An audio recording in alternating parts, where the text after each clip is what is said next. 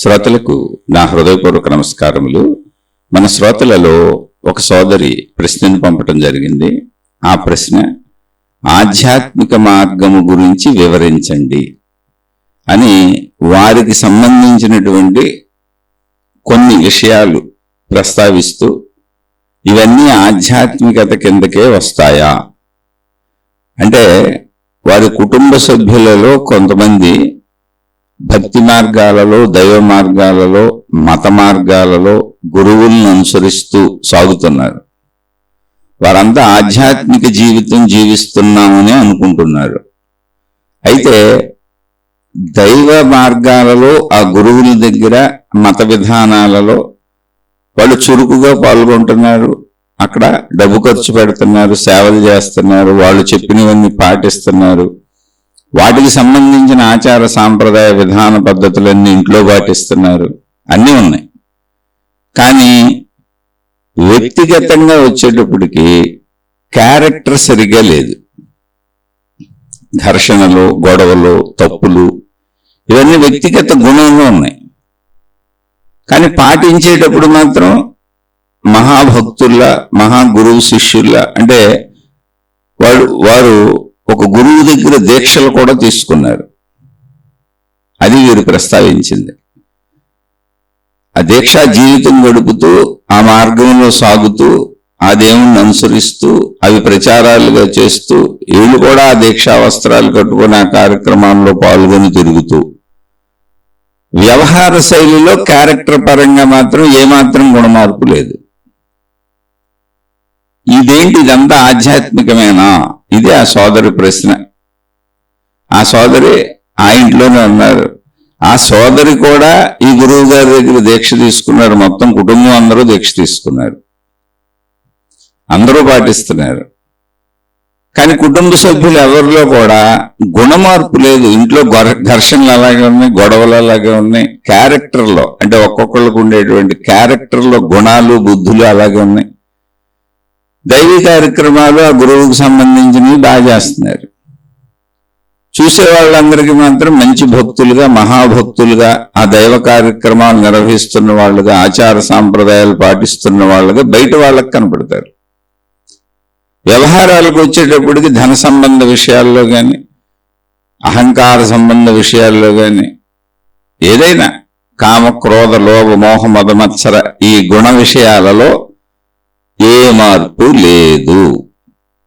ఇలా వీళ్ళు 30-40 సంవత్సరాల నుంచి సాగుతున్నారు.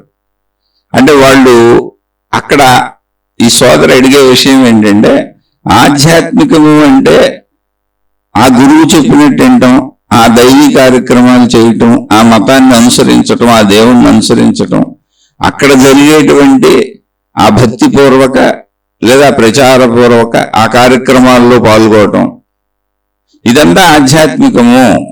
అంటే దైవ సంబంధమే, గురు సంబంధమే, మత సంబంధమే, గ్రంథాల సంబంధమే, మనం పాటించే ఆచార సాంప్రదాయాలు, మనం వేసుకునే వేషధారణ, మనం ఇంట్లో పాటించేటువంటి పద్ధతులు, ఇవన్నీ ఆధ్యాత్మికమని వాళ్ళు భావించుకుంటున్నారు.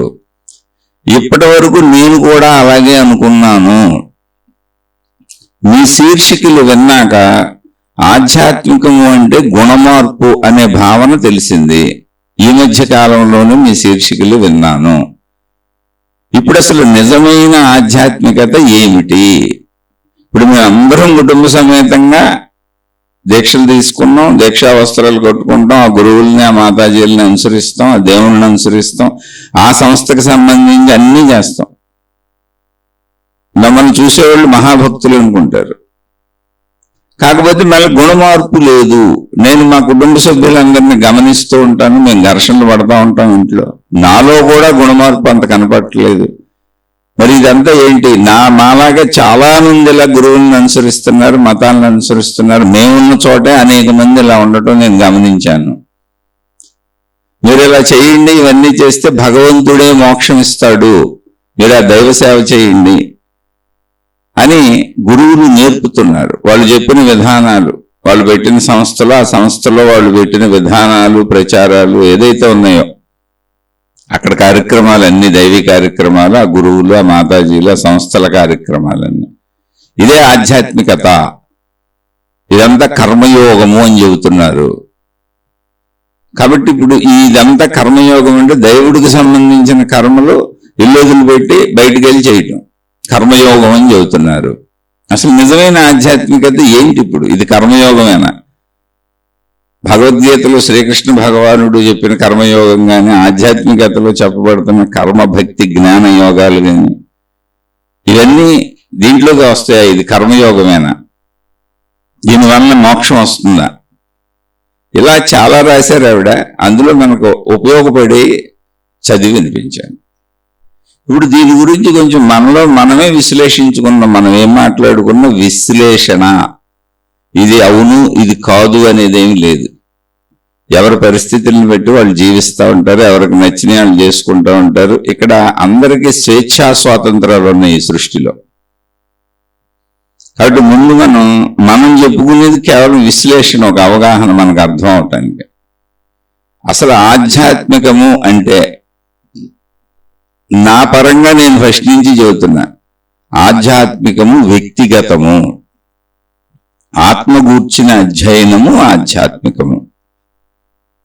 ఆత్మగూర్చిన అధ్యయనము అంటే ఆత్మ అంటే ఏంటి అసలు?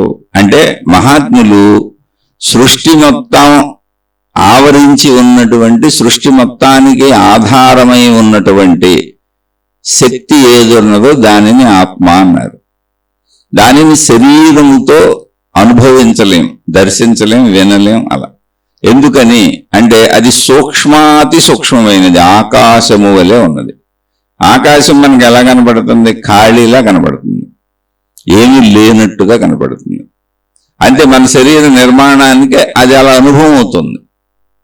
మన శరీర నిర్మాణ తీరు అంతే. ఇంకా కాబట్టి మనకి కనపడేది, మనం అనుభవించేది సృష్టి. ఈ సృష్టి ఎక్కడి నుంచి వచ్చింది అన్నప్పుడు మూలాధారంగా సృష్టిని పరిశీలిస్తే అన్నింటిలో అన్ని చోట్ల పంచభూతాలు కనపడుతున్నాయి. పంచభూతాలకు ఆధారం ఏంటి అని మళ్ళీ మహాత్ములు పరిశీలించుకుంటూ వెళ్తే వాళ్ళకి అనంత ఆత్మశక్తి ఆధారంగా కనపడింది. అయితే ఈ అనంత ఆత్మశక్తిని ఎక్కడ కనుగొన్నారు? ఇప్పుడు సైంటిస్టులు ఏదో ప్రయోగాలు చేసి విశ్వంలోని ఉన్న అనేకం కనుగొని చెబుతున్నారు. ఇన్ని గ్రహాలు ఉన్నాయి, ఈ గ్రహం ఎంత దూరంలో ఉంది, సూర్యుడికి భూమి ఎంత దూరంలో ఉంది, భూమి ఇన్ని కిలోమీటర్ల స్పీడ్లో తిరుగుతుంది, తన చుట్టూ తాను 1600 కిలోమీటర్ల స్పీడ్లో తిరుగుతూ సూర్యుడి చుట్టూ 1,00,000 కిలోమీటర్ల పైన స్పీడ్లో తిరుగుతుంది. ఇలా గ్రహాలు, వాటి కాలిక్యులేషన్, ఇదంతా ఉన్న స్థితిని కనుగొని చెబుతున్నారు. అలా మహాత్ములు ఉన్న స్థితిని ఎలా కనుగొన్నారు? ఆ శక్తి స్థితిని. శక్తి స్థితి ఉన్నదే, కానీ అది ఆకాశ స్వరూపంగా ఉంది, అందులో సృష్టి ఉంది. అంటే తమలో తాము అన్వేషించారు, తమలోనే కనుక్కున్నారు. తమలో కనుక్కొని ఆ అనుభవం పొందినాక అనుభవం ఏకత్వానుభూతిని ఇచ్చింది. ఇందులో అద్భుతం లేదు, మహిమ లేదు, మాయ లేదు. అది తెలియనంతసేపు అలా అనిపిస్తుంది అంతే. ఇప్పుడు ఒక చిన్న పిల్ల, 2-3 ఏళ్ల పాప లేదా 2-3 ఏళ్ల బాబు, వాళ్ళ తల్లిదండ్రుల యొక్క వివాహ ఫోటోలు చూస్తున్నారు కూర్చొని. బాబు పాప కూడా అక్కడే ఉన్నారు, వాళ్ళు చూసుకుంటున్నారు ఫ్యామిలీ అంతా. అప్పుడు ఆ పాపో బాబో అడిగారు, మీ పెళ్లి ఫోటోల్లో మేము లేమేంటి అని. మేము లేకుండా మీరిద్దరూ పెళ్లి చేసేసుకున్నారా అని. ఎందుకంటే మిగిలిన బంధువులు అంతా ఉన్నారు అక్కడ. ఈ పిల్లలు గుర్తించగలుగుతున్నారు. పోనీ ఇంకొంచెం పెద్ద వయసు వాళ్ళు, 4-5 ఏళ్ళ పిల్లలు అనుకోండి. అక్కడ పాయింట్ ఏంటి? ఎప్పుడు తెలుస్తుంది వీళ్ళకి? ఈ తల్లిదండ్రులు వీళ్ళకి ఎలా ఎక్స్ప్లెయిన్ చేసి చెప్పగలరు? వాళ్ళు చెప్పారు, మేము పెళ్లి చేసుకున్న తర్వాత మీరు పుట్టారు అని. అంటే పుట్టడం అంటే ఏంటో పిల్లలకు తెలియట్లేదు. వాళ్ళు ఏదో చెప్పింది విని ఉంగొట్టారు అంతే. అంటే అంతకు మించి ఆ పిల్లలకి మనం ఎలా అర్థమయ్యేలా చెప్పగలము? అసలు పుట్టడం అంటే పిల్లలకు తెలుసా? పెళ్లి చేసుకొని తల్లిదండ్రులు ఎలా కలిస్తే, ఎప్పుడు కలిస్తే ఈ పిల్లలు పుడతారో ఆ పిల్లలకి అసలు ఒక అవగాహన ఉంటుందా? పిల్లలు పుట్టే విధానం అవగాహన ఉంటుందా? ఉండదు. ఉండనంతసేపు అది అర్థం కాదు, ఊంగొట్టు ఊరుకుంటారు. ఎదుటి వాళ్ళు వీళ్ళకి అర్థమయ్యేటట్టు చెప్పలేరు, ఎంత ప్రయత్నించినా చెప్పలేరు. మీకు తర్వాత తెలుస్తుందిలే, పెద్ద అయితే తెలుస్తుందిలే, మీరు పెళ్లి చేసుకుంటే తెలుస్తుందిలే, ఇలా చెబుతాం. వాళ్ళు ఎదుగుతున్న కొద్దీ టీనేజ్ వచ్చి శారీరక ఆకర్షణలు వచ్చి స్త్రీ యొక్క భిన్నత్వము పురుషుడి యొక్క భిన్నత్వము తెలిసి పరస్పర భిన్నత్వాలు ఆకర్షించుకుంటూ ఉండటం తెలిసి కౌమార దశ వచ్చినాక వాళ్ళంతటా వాళ్ళకే తెలుస్తుంది. అప్పుడు మనం చెప్పక్కర్లా నేర్పక్కర్లా కూడా. అంటే ఇది అనుభవం మీద తెలుస్తుంది. అది నేను చెప్పదలిచిన అంశం. అది శరీర సహజ ఎదుగుదలలో ఉంది. అలా అనుభవం మీద తెలుస్తుంది. మీ లోపల మనం చెప్పినా అర్థం కాని వయసు, చిన్న వయసు, పసి వయసు, ఎంత ప్రయత్నించి ఎన్ని రకాలుగా చెప్పినా అనుభవం లేనప్పుడు తెలియదు. అనుభవం వచ్చినాక చెప్పాల్సిన అవసరం లేదు. ఆకర్షణే స్త్రీ పురుష కలయిక వలన పిల్లలు పుడతారనే జ్ఞానాన్ని లోకరీతిలో సహజంగా తెలిసిపోద్ది. అందుకే లోకరీతిలో సహజంగా అందరూ పెళ్లిళ్ళు చేసుకొని సంసారాలు చేసేసుకుంటూ ఉంటారు. ఎలా సంసారం చేయాలని ఎవరు ట్రైనింగ్ ఇచ్చి స్కూల్స్ పెట్టి అటు కాలేజీలు పెట్టి పెళ్లి చేసుకున్నాక ఎలా సంసారాలు చేయాలని ఎవరు నేర్పక్కర్లా. అవి జరిగిపోతూ ఉంటాయి. సృష్టి సహజమైన చర్యలు కొన్ని శరీరంలో వాటంతటే అర్థమవుతాయి కాలగమనంలో. ఇప్పుడు పక్షికి ఎలా ఎగరాలో ఎవరు నేర్పక్కర్లా, చేపకి ఎలా ఈదాలో ఎవరో నేర్పక్కర్లా. అలా మీరు ఏ జంతువులకైనా ఎలా బ్రతకాలో ఎవరూ నేర్పక్కర్లా, ఎవరూ నేర్పటం లేదు కూడా. మనిషికైనా ఏది ఎవరు నేర్పక్కర్లా. శరీర ఎదుగుదలలో దాని అంతటే జరిగిపోతా ఉంటాయి. ఒక ప్రయత్న శక్తి శరీరంలోనే ఉంటుంది. పసిబిడ్డగా పుట్టిన వాళ్ళు కాళ్ళు చేతులు ఆడిస్తారు. కొంతకాలం తర్వాత కదులుదామన్న ప్రయత్నంలో పక్కకి బోర్లా పడతారు. అన్ని అటు ఇటు బోర్లా పడతారు. బోర్లా పడినాక పాకుదామని ప్రయత్నిస్తారు. చేతులను కూడా కాళ్ళుగా ఉపయోగించుకుని పాకే ప్రయత్నం చేస్తారు. అలా పాకుతూ పాకుతూ వెళుతూ నిదానంగా లేచి నిలబడదామని ప్రయత్నిస్తారు. అలా లేచి నిలబడదామని ప్రయత్నంలో అనేక సార్లు పడుతూ లేస్తూ నిలబడుతూ నడక నేర్చుకుంటారు. ఆ నడక నేర్చుకోవడంలో ఇంకా ఇది ఎలా జరిగిందో చిన్నప్పటి నుంచి ఈ ప్రయత్న శక్తి. ఇప్పుడు పక్కకు బోర్ల మనమే లేదు, వాళ్ళు పడతారు. చిన్నపిల్లలకి ఎవరు ట్రైనింగ్ ఇచ్చి బలవంతంగా వేయరు. మీరు గమనించి చూసుకోండి. వాళ్ళే బోర్లో పడతారు. తర్వాత వాళ్ళే పాకడానికి ప్రయత్నిస్తారు. ఆ తర్వాత వాళ్ళే నిల్చొని నిలబడి ట్రై చేస్తారు. అంటే ఏంటి, ఇదంతా శరీరంలో ఉంది. ఆటోమేటిక్గా అది నడుస్తుంది. శరీరం అలాగే ఎదుగుద్ది. అలా ప్రయత్న శక్తి అలా కదుపుద్ది. ఆ శరీరాన్ని ఎలా కూర్చుందో ఈ సృష్టి, ఆ కదలికలు, ఆ కుదుపులు, ఆ కదలికలన్నీ అందులో వచ్చేస్తాయి. కానీ మనం కొంచెం పెరిగి పెద్ద అయినాక పిల్లలకి అన్ని మనం ట్రైనింగ్ ఇచ్చాం, మనం నేర్పామనుకుంటాం. మనం నేర్పింది మనం పెట్టుకున్న స్కూల్స్కి వెళ్ళటానికి, చదువులు చదువుకోవటానికి, మనం ఏది పెడితే అది నియమబద్ధంగా తినటానికి ఇవి మనం నేర్పాం కాదు. చూడటం సహజంగా వచ్చేసింది, వినటం సహజంగా వచ్చేసింది, వాసనలు చూడటం సహజంగా వచ్చేసింది, తినటం సహజంగా వచ్చేసింది, మలమూత్ర విసర్జన సహజంగా వచ్చేసింది. శరీరంతో మొత్తం జీవించటం అనే సహజ ప్రక్రియ శరీరంలోంచే పుట్టుకొచ్చేసింది. మనం నేర్పామనుకున్నా, వాళ్ళు నేర్చుకున్నాం అనుకున్నా, మనం నేర్చుకున్నాం అనుకున్నా భౌతిక పరమైనటువంటి ప్రాపంచిక కృత్రిమ అంటే మనం తయారు చేసుకున్నటువంటి విద్యలు అవి మనం నేర్పుతాం. మనం పెట్టుకున్న ఆచార సాంప్రదాయాలు, మన మత పద్ధతులు, మన ఆచార సాంప్రదాయాలు, మన విధానాలు, అలా మన అని మనం సృష్టిలో తయారు చేసుకున్నాం. మానవ జాతిలో అందరం కొన్ని తయారు చేసుకున్నాం. ఇప్పుడు కార్లు ఉన్నాయి. కారు ఎలా తోలాలో డ్రైవింగ్ నేర్చుకోవాలి, వాహనాలు డ్రైవింగ్ నేర్చుకోవాలి. కానీ నడక శరీరంలో దాని అంతటి అదే వస్తుంది. పడతారు, లెగిస్తే వెళ్ళిపోతారు. శబ్దస్పర్శ రూపరసగంధముల గ్రహింపు దాని అంతటి అదే వస్తుంది. అలా సాగుతూ వెళుతున్నప్పుడు మనిషి ఈ సాగే ప్రయాణంలో, ఈ పరంపరలో అనుభవాల ద్వారా సహజంగా అన్ని గ్రహించేటట్టు అనుభవ శరీరమే ఉంది. శరీరమే అనుభవంగా ఉంది. అలా ఎలా అయితే అనుభవాల ద్వారా తెలుస్తుందో, ఇప్పుడు ఆ పసిబిడ్డ అడిగినప్పుడు పెళ్లిలో నేనెందుకు లేను, మీ పెళ్లి ఫోటోల్లో నేనెందుకు లేను అన్న విషయం పసిబిడ్డకి ఎప్పుడు అర్థమవుతుంది? తనకు యుక్త వయసు వచ్చినాక, స్త్రీ పురుష ఆకర్షణ వచ్చినాక, తాను పెళ్లి చేసుకున్నాక, తాను పిల్లల్ని కన్నాక ఇంకా అసలు చెప్పక్కర్లేదు ఎవరు. అనుభవం. అంతకుముందే విషయం తెలుస్తుంది కానీ అనుభవం ఉండదు. కౌమారం నుంచి తెలిసిపోద్ది విషయం. కానీ అనుభవంగా ఎప్పుడు వస్తుందని తాను పిల్లల్ని కన్నప్పుడు ఇంకా అనుభవం వచ్చేస్తుంది, ప్రత్యక్ష అనుభవం. అలా ఈ అనంతాత్మశక్తి అనేది మహాత్ములు ఎలా కనుగొన్నారు, తమలో తామే కనుగొన్నారు అనే విషయం అనుభవంగా మనిషికి తెలుస్తుంది. అలా అనుభవంగా తెలుసుకున్న వాళ్ళకి ఇప్పుడు తల్లి అని ఎవరిని పిలిచారు? బిడ్డలను కన్నవాళ్ళని తల్లి అని పిలుస్తారు. బిడ్డలను కనకపోతే తల్లిదండ్రులు ఎవరు? అసలు మనుషులేళ్ళు, మామూలు మనుషులు. తల్లిదండ్రులు అనే పదవి రాదు, ఆ పిలుపు ఉండదు. అలాగే పెళ్లి చేసుకోకపోతే భార్యాభర్త అనేటువంటిది ఉండదు. వీళ్ళు ఎవరికైనా జన్మించినప్పుడు వీళ్ళకి తల్లిదండ్రులు ఉంటారు. అంటే ప్రతిబంధానికి ఒక చర్య జరిగితే ఇంకో పేరు వస్తుంది. నేను పిల్లలకంటే నేను తండ్రిని అయ్యాను, నేను తల్లిని అవుతాను. ఇలా ఎవరైనా స్త్రీ పురుషులు అలా ఒక్కొక్క బంధానికి ఆ బంధం ఎప్పుడు పేరు వస్తుంది, ఆ పేరు ఎప్పుడు వస్తుంది అంటే ఆ క్రియ జరిగినప్పుడు. అలాగే ఇలా అనంత ఆత్మశక్తి అనుభవాన్ని ఎవరైతే పొందారో అది అనుభవం కేవలం నీ శరీరంలో, నీ జీవితంలో, నీ దగ్గరే ఉన్న నీ అనుభవం. అది ఎక్కడో బయట లేదు అసలు. ఆ అనుభవాన్ని పొందడం అనేది అద్భుతం చేశారు, మహిమం చేశారు, మాయలు చేశారు. అది పెద్ద గొప్ప చర్యగా చేశారు. అది నువ్వే అయి ఉన్నావు అని ఇప్పుడు కూడా చెబుతుంది. అది తత్వమసి అంటే దాని అర్థమైంది. దానిని తెలుసుకున్న మహాత్ములు ఏం చెప్పారు, దాన్ని అనుభవం పొందిన మహాత్ములు ఏం చెప్పారంటే, నాయన మేమేదో గొప్పగా తెలుసుకోవటం కాదు తండ్రి, నువ్వు కూడా అదే అయి ఉన్నావు, నీకు తెలియట్లేదు, మాకు తెలిసింది అంతే తేడా. తత్వం అసి. తత్ అంటే అది, త్వం అంటే నీవు, అసి అంటే అయి ఉన్నావు. ఇవన్నీ పూర్వం సంస్కృత భాషలో ఉన్నాయి.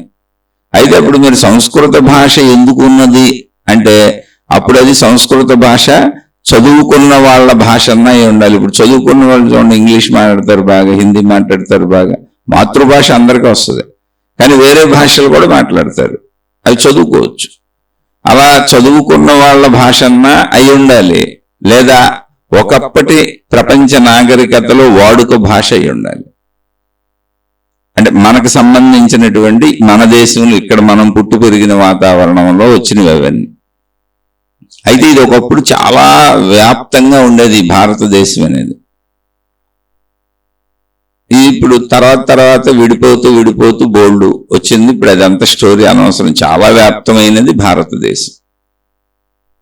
అది మనకి అక్కడక్కడ ఈ పూజలు చేసేటప్పుడు మంత్రాల్లో వస్తుంది. జంబూ ద్వీపే భరతవర్షే భరతఖండే మేరోహ దక్షిణ దిగ్భాగే, అలా చెప్పుకుంటూ వస్తుంది. అంటే ఒక పెద్ద ఖండం ఇది. అవన్నీ తర్వాత విడిపోతూ వచ్చినాయి. అందుకే చాలా దేశాలలో, అనేక దేశాలలో ఈ భారతదేశ సాంప్రదాయపు దేవుళ్ళు, దేవతలు, చిహ్నాలు ఏదైనా తవ్వుతున్నప్పుడు ఆ తవ్వకాల్లో బయటపడతా ఉంటాయి. ఇప్పుడు కూడా బయటపడతా ఉంటాయి. కాకపోతే ఆ దేశాలన్నీ ఇప్పుడు ముస్లిం కంట్రీస్గా, క్రిస్టియన్ కంట్రీస్గా ఉన్నాయి. ఇప్పుడు భారతదేశంలోనే ఈ సనాతన ధర్మము, ఇప్పుడు దీన్ని హిందూ మతం అంటున్నారు. హిందూ మతం కాదు యాక్చువల్గా, అది సనాతన ధర్మము. మతాలు వచ్చినాక ఏదో ఒక మతంగా దీన్ని కూడా చేశారంటే హిందూ మతం అని దీనికి పేరు పెట్టారు. ఎందుకంటే ప్రపంచం అంతా మతాల పేర్లు చెప్పుకుంటున్నాయి. కానీ ఇది సనాతన ధర్మం.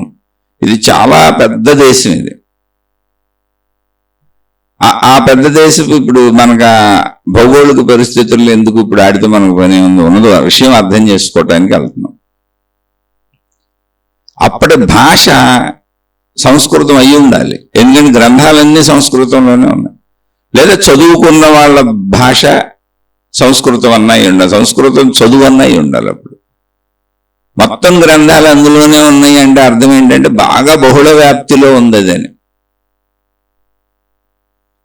ఇంకా వేరే కూడా ఉండుండొచ్చు. ఇప్పుడు బుద్ధ భగవానుడు మాట్లాడింది పాళీ భాష అని చెబుతారు. అయితే బుద్ధ భగవానుడు పీరియడ్ ఈ మధ్య కాలంలో, అంటే ఒక 2000 సంవత్సరాలు అలా. కానీ ఇది సంస్కృత భాష ఎన్ని వందల వేల లక్షల సంవత్సరాల నుంచి ఉందో తెలియదు అసలు. దాన్ని ఇప్పుడు కూడా దేవనాగరి అంటారు, అంటే దేవతల భాష అని పిలుస్తారు సంస్కృత భాషను. సరే, ఇదంతా మనకు అనవసరం అనుకోండి, విషయాన్ని అర్థం చేసుకున్నాం.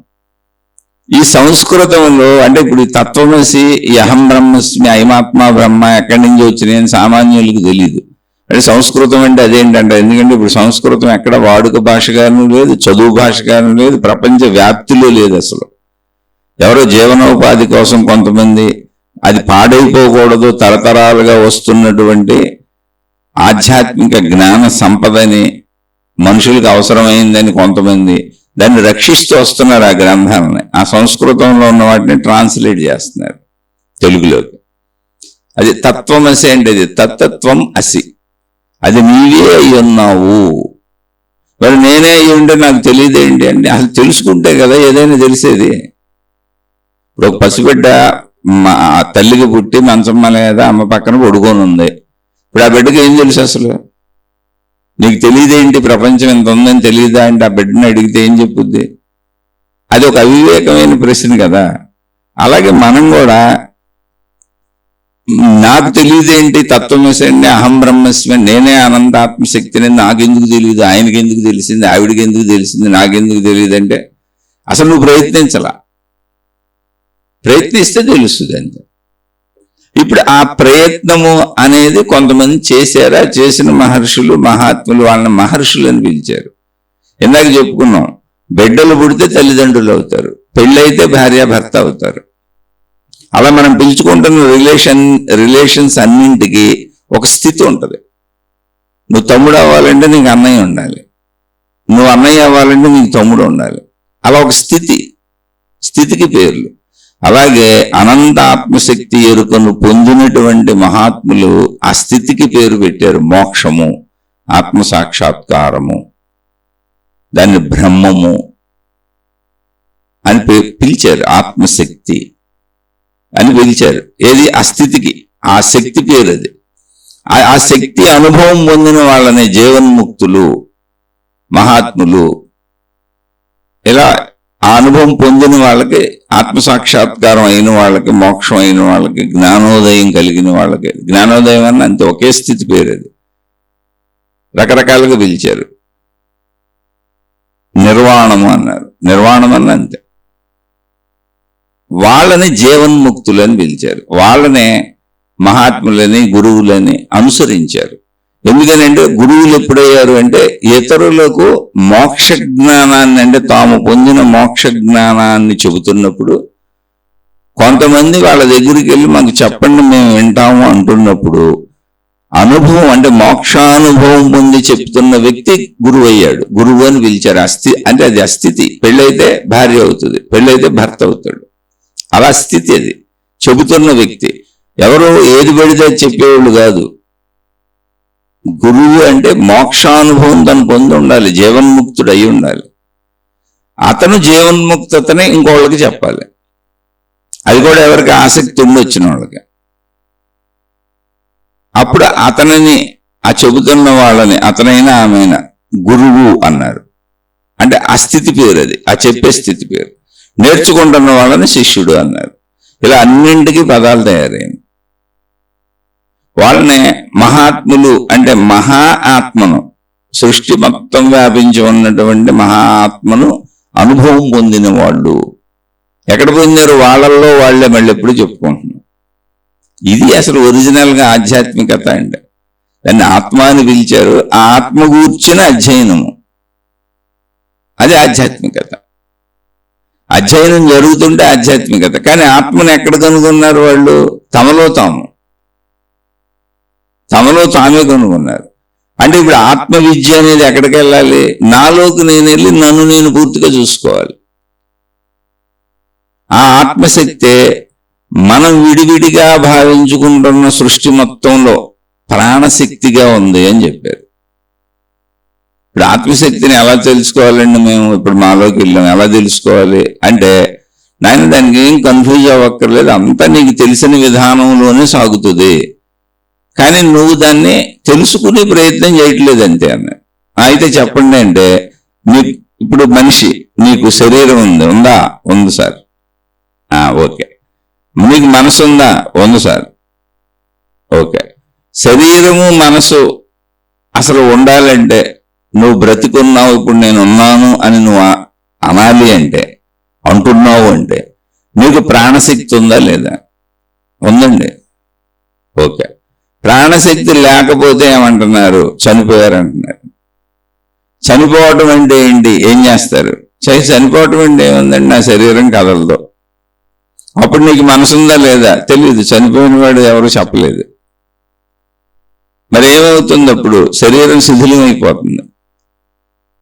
అదేమీ మనం దాన్ని కదపకుండా అలా ఉంచేస్తే దానంతట అదే శిథిలం అయిపోయి కుళ్ళిపోయి పురుగులు పెట్టేసి నానా దుర్వాసనలు వచ్చేసి చాలా ఇబ్బంది అయిపోద్ది.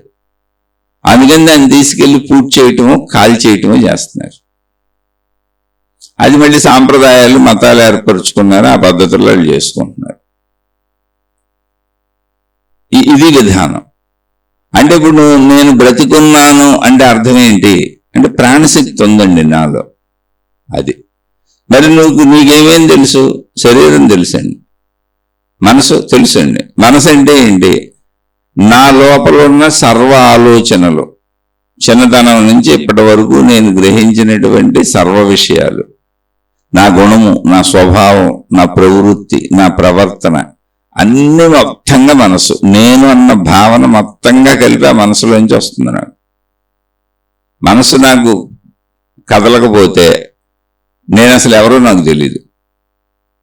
మెలకువ అనేది మనసు ద్వారా జరుగుతుంది. నాకు మెలకువ మనసులో వచ్చి అది శరీరాన్ని పూర్తిగా ఆక్రమించినప్పుడు ఈ శరీరం నేను అనుకుంటున్నా, లేకపోతే నాకు అసలు తెలియదు, నేనెవరో నాకు తెలియదు. ఇంకా అక్కడి నుంచి మనసు అన్ని శరీరంతో కలిసిపోయి అన్నింటినీ శరీరానికి గుర్తు చేస్తుంది. అవే ఆలోచనలు, అవే భావాలు, అవే జ్ఞాపకాలు, అవే పనులు. ఇక శరీరంతో క్రియ చేసుకుంటూ వెళ్తున్నాయి. శారీరక అవసరాలు ఉన్నాయి, ఆ అవసరాలు తీర్చుకోవడానికి, జీవించడానికి క్రియలు చేసుకుంటున్నాయి. ఇవన్నీ చేయడానికి నాకు ఉపకరించేది మనసు. కాబట్టి మనో శరీరాల కలయికతో నేను జీవిస్తున్నా. నాకు ఈ రెండు తెలుసు. ఓకే, మరి నువ్వు బ్రతికున్నావు అంటే ప్రాణశక్తి ఉందన్నావుగా. అవునండి, ఉంది అంటున్నారుగా. ప్రాణశక్తి, ప్రాణం పోయింది, ప్రాణం ఉందనే పదం ఉందిగా, వాడుతున్నారుగా. ప్రాణం పోవడం కూడా చూస్తున్నాంగా. ఏ శరీరం అయితే నేను అనుకుంటున్నానో ఆ శరీరం ఇక్కడే ఉందిగా. చనిపోయాడు మనిషి అన్నప్పుడు శరీరం ఇక్కడే ఉంది, పంచేంద్రియాలు ఇక్కడే ఉన్నాయి. శరీరంలో ఒక్కటి కూడా తగ్గలేదు, ఒక వెంట్రుకు కూడా తగ్గలేదు, అన్నీ కనపడతానే ఉన్నాయి. కానీ మనిషి కదలటం లేదు. మనిషి కదలటం లేదు అంటే రెండు స్థితుల్లో మనిషి తనంతట తాను కదలడు. ఒకటి నిద్రాస్థితి. నిద్రాస్థితిలో చనిపోయినట్టు అచేతనంగా ఉండడు, ఊపిరి పీల్చుకుంటా ఉంటాడు, శరీరం ముఖ్య అవయవాలు పనిచేస్తుంది. కానీ నిద్రలో నిద్రపోతూ ఉంటాడు కాబట్టి నేనన్న స్పృహతో కదలడు, ఆ స్పృహ ఉండదు అప్పుడు. అంటే ఈ శరీరమును కదపాలి నేనని మెలకువలో కదిపినట్టు కదలడు. కానీ గాలి పీల్చుకోవటం, ముఖ్య అవయవాలు పనిచేస్తుంటాయి. మరణంలో ఆ గాలి పీల్చుకోవటం ఉండదు, అవయవాలు పనిచేయటం కూడా ఉండదు, అచేతనం అయిపోతాడు పూర్తిగా. అంటే ప్రాణశక్తి ఉన్నప్పుడు చేతన స్థితి సాగుతుంది, చైతన్య స్థితి, కదలికలు ఉంటున్నాయి. నిద్రలో కూడా ఊపిరి పీల్చుకోవటం, ముఖ్య అవయవాలు పనితీరు ఉంది. ప్రాణశక్తి లేనప్పుడు ముఖ్య అవయవాల పనితీరు లేదు, ఇక చైతన్యత అసలు లేదు, శరీరం పాడైపోద్ది. దాన్ని కాల్ చేయటం, పూర్తి చేయటం. అంటే ప్రాణశక్తి ఇప్పుడు శరీరానికి, మనసుకి సంపూర్ణ ఆధారంగా ఉంది. ప్రాణశక్తి లేకపోతే ఇప్పుడు శరీరం లేదు, మనసు లేదు. శరీరాన్ని పూర్తి చేయటం, గాలి చేయటమేగా. అవునా కాదా? అవునండి, పక్కాగా అవును, అందులో డౌటే లేదు. మరి ఇందులో నీకు తెలిసిందేంటి? శరీరం తెలుసు, మనసు తెలుసు, ప్రాణశక్తి నాకు తెలియదండి. ఎలా ఉంటుందో తెలియదు. ఉన్నది అని తెలుసు, అది కూడా ఉన్నదని ఉన్నప్పుడు తెలియదు నాకు. ప్రాణం పోయిన వాళ్ళని చూసి ప్రాణం పోయింది అంటున్నాం కాబట్టి బతుకున్న వాళ్ళల్లో ఉంది అని ఇదిగో ఇంత చర్చ చేసుకుంటే దాన్ని గుర్తు చేసుకున్నాం అంతే. కానీ అది ఎలా ఉందో తెలియదు, ఎక్కడ ఉందో తెలియదు, దాని పరిస్థితి ఏంటో తెలియదు, అసలు దాని గురించి ఏ వివరమో తెలియదు. రోజు నాకు ప్రాణశక్తి ఉంది, ప్రాణశక్తి ఉందని నేను అనుకోవట్లేదు కూడా. కానీ నేను ఈ శరీరాన్ని రోజు అనుకుంటా. నాకు వచ్చే ఆలోచనలన్నీ పట్టుకొని రోజు ఆలోచన అనుకుంటా, అది పట్టుకొని తిరుగుతూ ఉంటా. అంటే ఆలోచనలు నేనే అనుకుంటా, జ్ఞాపకాలు నేనే అనుకుంటా, గుణాలు నేనే అనుకుంటా, స్వభావం నేనే అనుకుంటా, భయాలు నేనే అనుకుంటా, సుఖాలు నేనే అనుకుంటా, దుఃఖాలు నేనే అనుకుంటా, అన్నిటినీ అనుభవించేస్తుంటా ఈ శరీరంతోనే. మళ్ళీ అనుభవించేదంతా ఈ శరీరంతోనే. కాబట్టి శరీర మనస్సులు నాకు బాగా అలవాటు. మరి నిద్రలో ఏమయ్యావు ఒకసారి పరిశీలించుకున్నావు ఎప్పుడన్నా? పరిశీలించలేదండి. నిద్ర ఏందండి, హాయిగా ఉంటుంది, నిద్రపోయాను. కాదు పరిశీలించు. ఇప్పుడు మహాత్ములు చెప్పేది అది. నిద్రాస్థితి ఏంటో నువ్వే కనుక్కొని చెప్పు. నువ్వేగా నిద్రపోయేది, ఎవరిదో కాదుగా. ఎవరిదో అయితే ఎవరన్నా చెప్పాలి. అప్పుడు అది మహిమ అవుద్ది, మాయ అవుద్ది, అద్భుతం అవుద్ది. నీ స్థితే కదా. నిద్ర అంటే ఏంటి నువ్వే పరిశీలించు. నిద్ర అంటే నేను నిద్రపోవడానికి సాయంత్రం చక్క పనులన్నీ చేసుకున్నాక రాత్రికి నిద్రపోవడానికి వెళ్ళి మంచం మీద పడుకుంటాను అంటే ఏంటి? శరీరాన్ని తీసుకెళ్ళి మంచం మీద పడుకోబెడతాను. అవును, ఓకే. ఇంకా పనులేమి లేవు, రేపు పొద్దున్న చూసుకుందామని ఏమన్నా పనులున్నా ఆపేస్తాను. అంటే నేనే నా మనసుకు చెప్తాను, ఇంకా అన్ని బంద్ ఈ పూటకి, మళ్ళీ రేపు చూసుకుందాం, ఇక పడుకుందాం అని నా ప్రయత్నంగా. అంటే భౌతికమైనటువంటి కోరికలు తీర్చుకోవడానికి ఎలా శరీరంతో ప్రయత్నించుకుంటూ వెళ్ళి మనసు సహాయంతో అన్ని పనులు చేసుకుంటాను, వృత్తి వ్యాపార ఉద్యోగాల నుంచి మొత్తం పనులన్నీ మెలకువలో నిద్రకు కూడా ప్రయత్నిస్తాను. శరీరాన్ని తీసుకెళ్లి మంచం మీద పడుకోబెడతాను. ప్రయత్నం అది. ఇంకా శరీరంతో క్రియలేమీ చేయకుండా ఉంటాను, విశ్రాంతిగా ఉంటాను. నిద్రపోవాలి, ఇంకే పనులేమీ చేసేది లేదు అనేటువంటి సంకేతాన్ని మనసుకు చెప్తాను. ప్రయత్నంగా శరీరాన్ని తీసుకెళ్లి పడుకోబెడతాను. అన్ని పనుల కోసం ఎలా ప్రయత్నం చేస్తానో నిద్ర కోసం కూడా ప్రయత్నం అలాగే చేస్తాను. ఇప్పుడు ఈ ప్రయత్నంలో నేను చేయగలిగింది శరీరాన్ని పడుకోబెట్టడం, మంచం మీద పడుకోబెట్టేశాను. ఇప్పుడు మనసుకు చెప్పేశాను నిద్రపోవాలి మనం, ఇంకా రేపు చూసుకుందాం. అలా ఎప్పుడైతే చెప్పానో నిదానంగా కొంచెం టైం తీసుకొని శరీరం నిద్రలోకి వెళ్ళిపోతూ ఉంటుంది. నిద్ర అంటే ఏంటి? నాకు శరీర స్పృహ తెలియనటువంటి ఒక మత్తు లాంటిది కమ్ముతూ ఉంటుంది. మెలకువ అంటే ఏంటి? నేను ఈ శరీరం అన్న సంపూర్ణమైన ఎరుకు ఉంటుంది. జాగ్రత్త స్థితి అంటే జాగరూకత స్థితి. నిద్ర అంటే ఏంటి? ఆ జాగరూకత స్థితి మత్తు స్థితిగా మారిపోతూ ఉంటుంది. మత్తు అంటే ఏంటి? ఆపరేషన్ చేసేటప్పుడు మత్తు ఇస్తారు, ఎనస్థీషియా అంటారు. అంటే ఏ భాగానికి మత్తు ఇచ్చారు? ఇప్పుడు పళ్ళు పీకించుకోవడానికి డాక్టర్ దగ్గరికి వెళ్ళారనుకోండి, మీకు ఆ పంటి చిగురు మీద చిన్న ఇంజక్షన్ లాంటిది ఎలా పొడుస్తారు. అంత భాగం ఏ పన్ను పేకాలో లేదా ఏ పన్ను సరి చేయాలో, ఏ పన్ను ప్రాబ్లం క్యూర్ చేస్తున్నారో అంత భాగం మీకు తిమ్మిరెక్కిపోద్ది. తిమ్మిరెక్కిపోయి మీకు ఇంకా స్పర్శ తెలియదు. మత్తు అంటే అది. అలా శరీరానికి నిద్ర అనే మత్తు సహజంగా వస్తుంది. ఇవన్నీ పరిశీలించుకుంటే మందే, ఇదే చదువు ఆధ్యాత్మికం అంటే. అది సహజంగా వచ్చి ఆ మత్తులోకి అలా జారిపోతాను. ఆ జారిపోయానంటే ఏంటి? ఇంకా నేను శరీరం అన్న భావం నాకు తెలియదు. అది ఎప్పుడు జాగరూకతలో తెలుస్తుంది. అదే జాగ్రత్త, ఎరుక. అది మళ్ళీ మెలకు వస్తే వస్తుంది. అంటే మెలకు రావడం అంటే మత్తు పోవడం. ఇప్పుడు అలా మత్తులోకి వెళ్ళాను. ఆ మత్తులోకి వెళ్ళిపోయినాక శరీర భావన పోయింది, కానీ మనసు భావన ఉంటుందిగా. శరీరంతో నేను తిరుగుతున్నప్పుడు మనసు భావన లేకుండా అసలు శరీరంతో క్రియలు చేయలేనుగా. కానీ మనసు తిరుగుతూనే ఉంటది. ఈ శరీరంతో నేను తిరుగుతున్నట్టు నేను నాకు కనపడుతుంటాను. నేను ఈ శరీరంతో ఏమేం చేశాను, ఏమేం చేస్తున్నానో, అలా నాకు సంబంధించిన నేను తెలుసుకున్న అనేక విషయాలు మనసులో కలగాపలకంగా అది కదులుతానే ఉంటది. వాటిని కలలు అని పేరు పెట్టాను. అది స్వప్నావస్థ అన్న ఉందని. ఎందుకని అంటే శరీరంతో నేను నిద్రపోయానని నాకు స్పష్టంగా తెలుసు, శరీరం కదలటం లేదని తెలుసు. కానీ ఆ మనసులో నా శరీరం ఉంది, నేనున్నాను, నేను కదులుతున్నాను. మెలకువలో నేను ఎలా మొత్తం జాగరూకతలో, జాగ్రత్త అవస్థలో సంపూర్ణంగా శరీర మనస్సులతో కలిసి వెళ్ళి సుఖదుఖాలను ప్రయత్నించి అనుభవిస్తున్నానో, ఎలా అనుభవిస్తున్నానో అవన్నీ కళ్ళలో అలాగే జరుగుతూ ఉంటాయి. కానీ చిత్రం ఏంటి అంటే నేను నిద్రపోయాను నాకు తెలుసు. మెలకు వచ్చినాక దాన్ని చూసి ఇది స్వప్నావస్థ, కళలు అని దానికో పేరు పెట్టుకున్నాం. ఇప్పుడు వాటికి విలువ ఇవ్వాలి, అసలు తీసేసాం. దాన్ని పట్టించుకోవట్లేదు, పరిశీలించట్లేదు. ఎందుకంటే మన శరీరం నేను అనుకుని బ్రతుకుతున్నప్పుడు శరీరం కదా మన నిజం. మనం పట్టించుకునే శరీరాన్ని, దాన్ని పట్టించుకోకుండా వదిలేయటం వలన అసలు ఆ స్వప్నావస్థని, కళల్ని పరిశీలించటం అనేది మానేశాం. సరే, మామూలుగా మళ్ళీ జయించేస్తాం కళలని. ఇప్పుడు అసలు ఆ కళల స్థితిని పరిశీలించు. కాసేపు పరిశీలించు, అది కూడా నీదేగా. పరిశీలించకపోవడం వలన ఎన్నాళ్ళు తెలియదు, కానీ పరిశీలిస్తే ఇప్పుడు తెలుస్తుందిగా. తెలుస్తుంది, పరిశీలించు. అంటే శరీరం నిద్రపోయింది, మనసు సంచరిస్తుంది. మామూలుగా కూడా ఇప్పుడు మెలకువ అనేది శరీరమును, అంటే మనసు మేలుకొని శరీరమును పూర్తిగా ఆక్రమిస్తేనే నేను ఈ శరీరం అన్న భావన వస్తుంది. మనసులో ఆలోచన పుట్టకపోతే నేనెవరో నాకు తెలియదు, నా భార్య ఎవరో నాకు తెలియదు, నా భర్త ఎవరో నాకు తెలియదు, ఈ ఇల్లు అసలు నాదే కాదో తెలియదు, ఏదీ తెలియదు.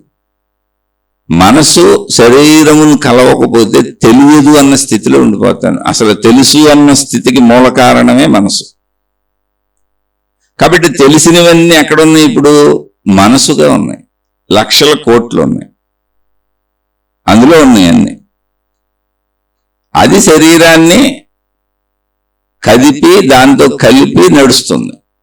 మళ్ళీ శరీరంతో అనుభవించినవన్నీ మనసు అవుతున్నాయి. అవును, ఇదంతా నిజమే. ఇప్పుడు మనసు శరీరాన్ని పడుకోబెట్టాను, శరీరం మత్తులోకి వెళ్ళి నిద్రపోయింది, కానీ మనసు పడుకోలేదు. అందుకని మొత్తం పగలు తిరిగేదంతా ఏంటి? మనసుతోనేగా మనం శరీరం తిరిగేది. శరీరం తిరగాలి అంటే అసలు ముందు నేనని మేల్కోవాలి. ఆ నేను ఈ శరీరమే నాకు చెప్పాలి. నా పేరు, నా ఊరు, నాకు సంబంధించిన విషయాలన్నీ నాకు గుర్తు రావాలి. మొత్తం ప్రాపంచిక విషయాలన్నీ, నా వృత్తి వ్యాపార ఉద్యోగాలు, నా కుటుంబ సభ్యులు, నా వస్తువులు అన్నీ గుర్తు రావాలి. ఆ గుర్తు అనేది అంతా ఎక్కడుంది? మనసులో ఉంది. ఇప్పుడు అవి గుర్తు వస్తున్నాయి కనుక పగలన్నీ చేసుకుంటూ వెళ్ళిపోతున్నాయి. శరీరం మనసు కలిసి వెళ్ళిపోతున్నాయి. అంటే మనసులో గుర్తు రాకపోతే శరీరం అసలు కదలలేదు, క్రియ చేయలేదు. శరీరం ఓన్లీ క్రియ మాత్రమే చేయగలదు, కానీ దానికి సంబంధించిన జ్ఞానం అంతా గుర్తు చేయాలి. అది గుర్తు చేస్తేనే ఇది వస్తుంది. ఓకే, ఇది నిజమేనా? నిజమే. అలాగే కానీ మెలకువలో తిరిగేది ఎవరైనా, నేనైనా మీరైనా ఎవరైనా. ఓకే, ఇప్పుడు నిద్రలో ఏం జరిగింది, స్వప్నావస్థలో ఏం జరిగింది? స్వప్నావస్థను కదా పరిశీలిస్తున్నాం. ఏం జరిగింది అంటే, స్వప్నావస్థలో శరీరం నిద్రపోయింది. పగలు మామూలుగా అసలు శరీరాన్ని తిప్పేది మనసేగా, అన్ని గుర్తు చేసి. అందుకని మనసు మామూలుగా తిరుగుతూనే ఉంది. అంటే శరీరానికి వచ్చినప్పుడు అది గుర్తు చేయటం అవుతుంది శరీరానికి. శరీరం ఉన్నా లేకపోయినా, ఇప్పుడు శరీరం లేనప్పుడు గుర్తు చేయటం ఏం లేదు, మనసు సంచరిస్తుంది అంతే. ఎక్కడా? దానిలో అదే కదులుతుంది. శరీరం అయితే బయట కదులుతుంది సృష్టిలో, మరి మనసు ఎక్కడ కదులుతుంది?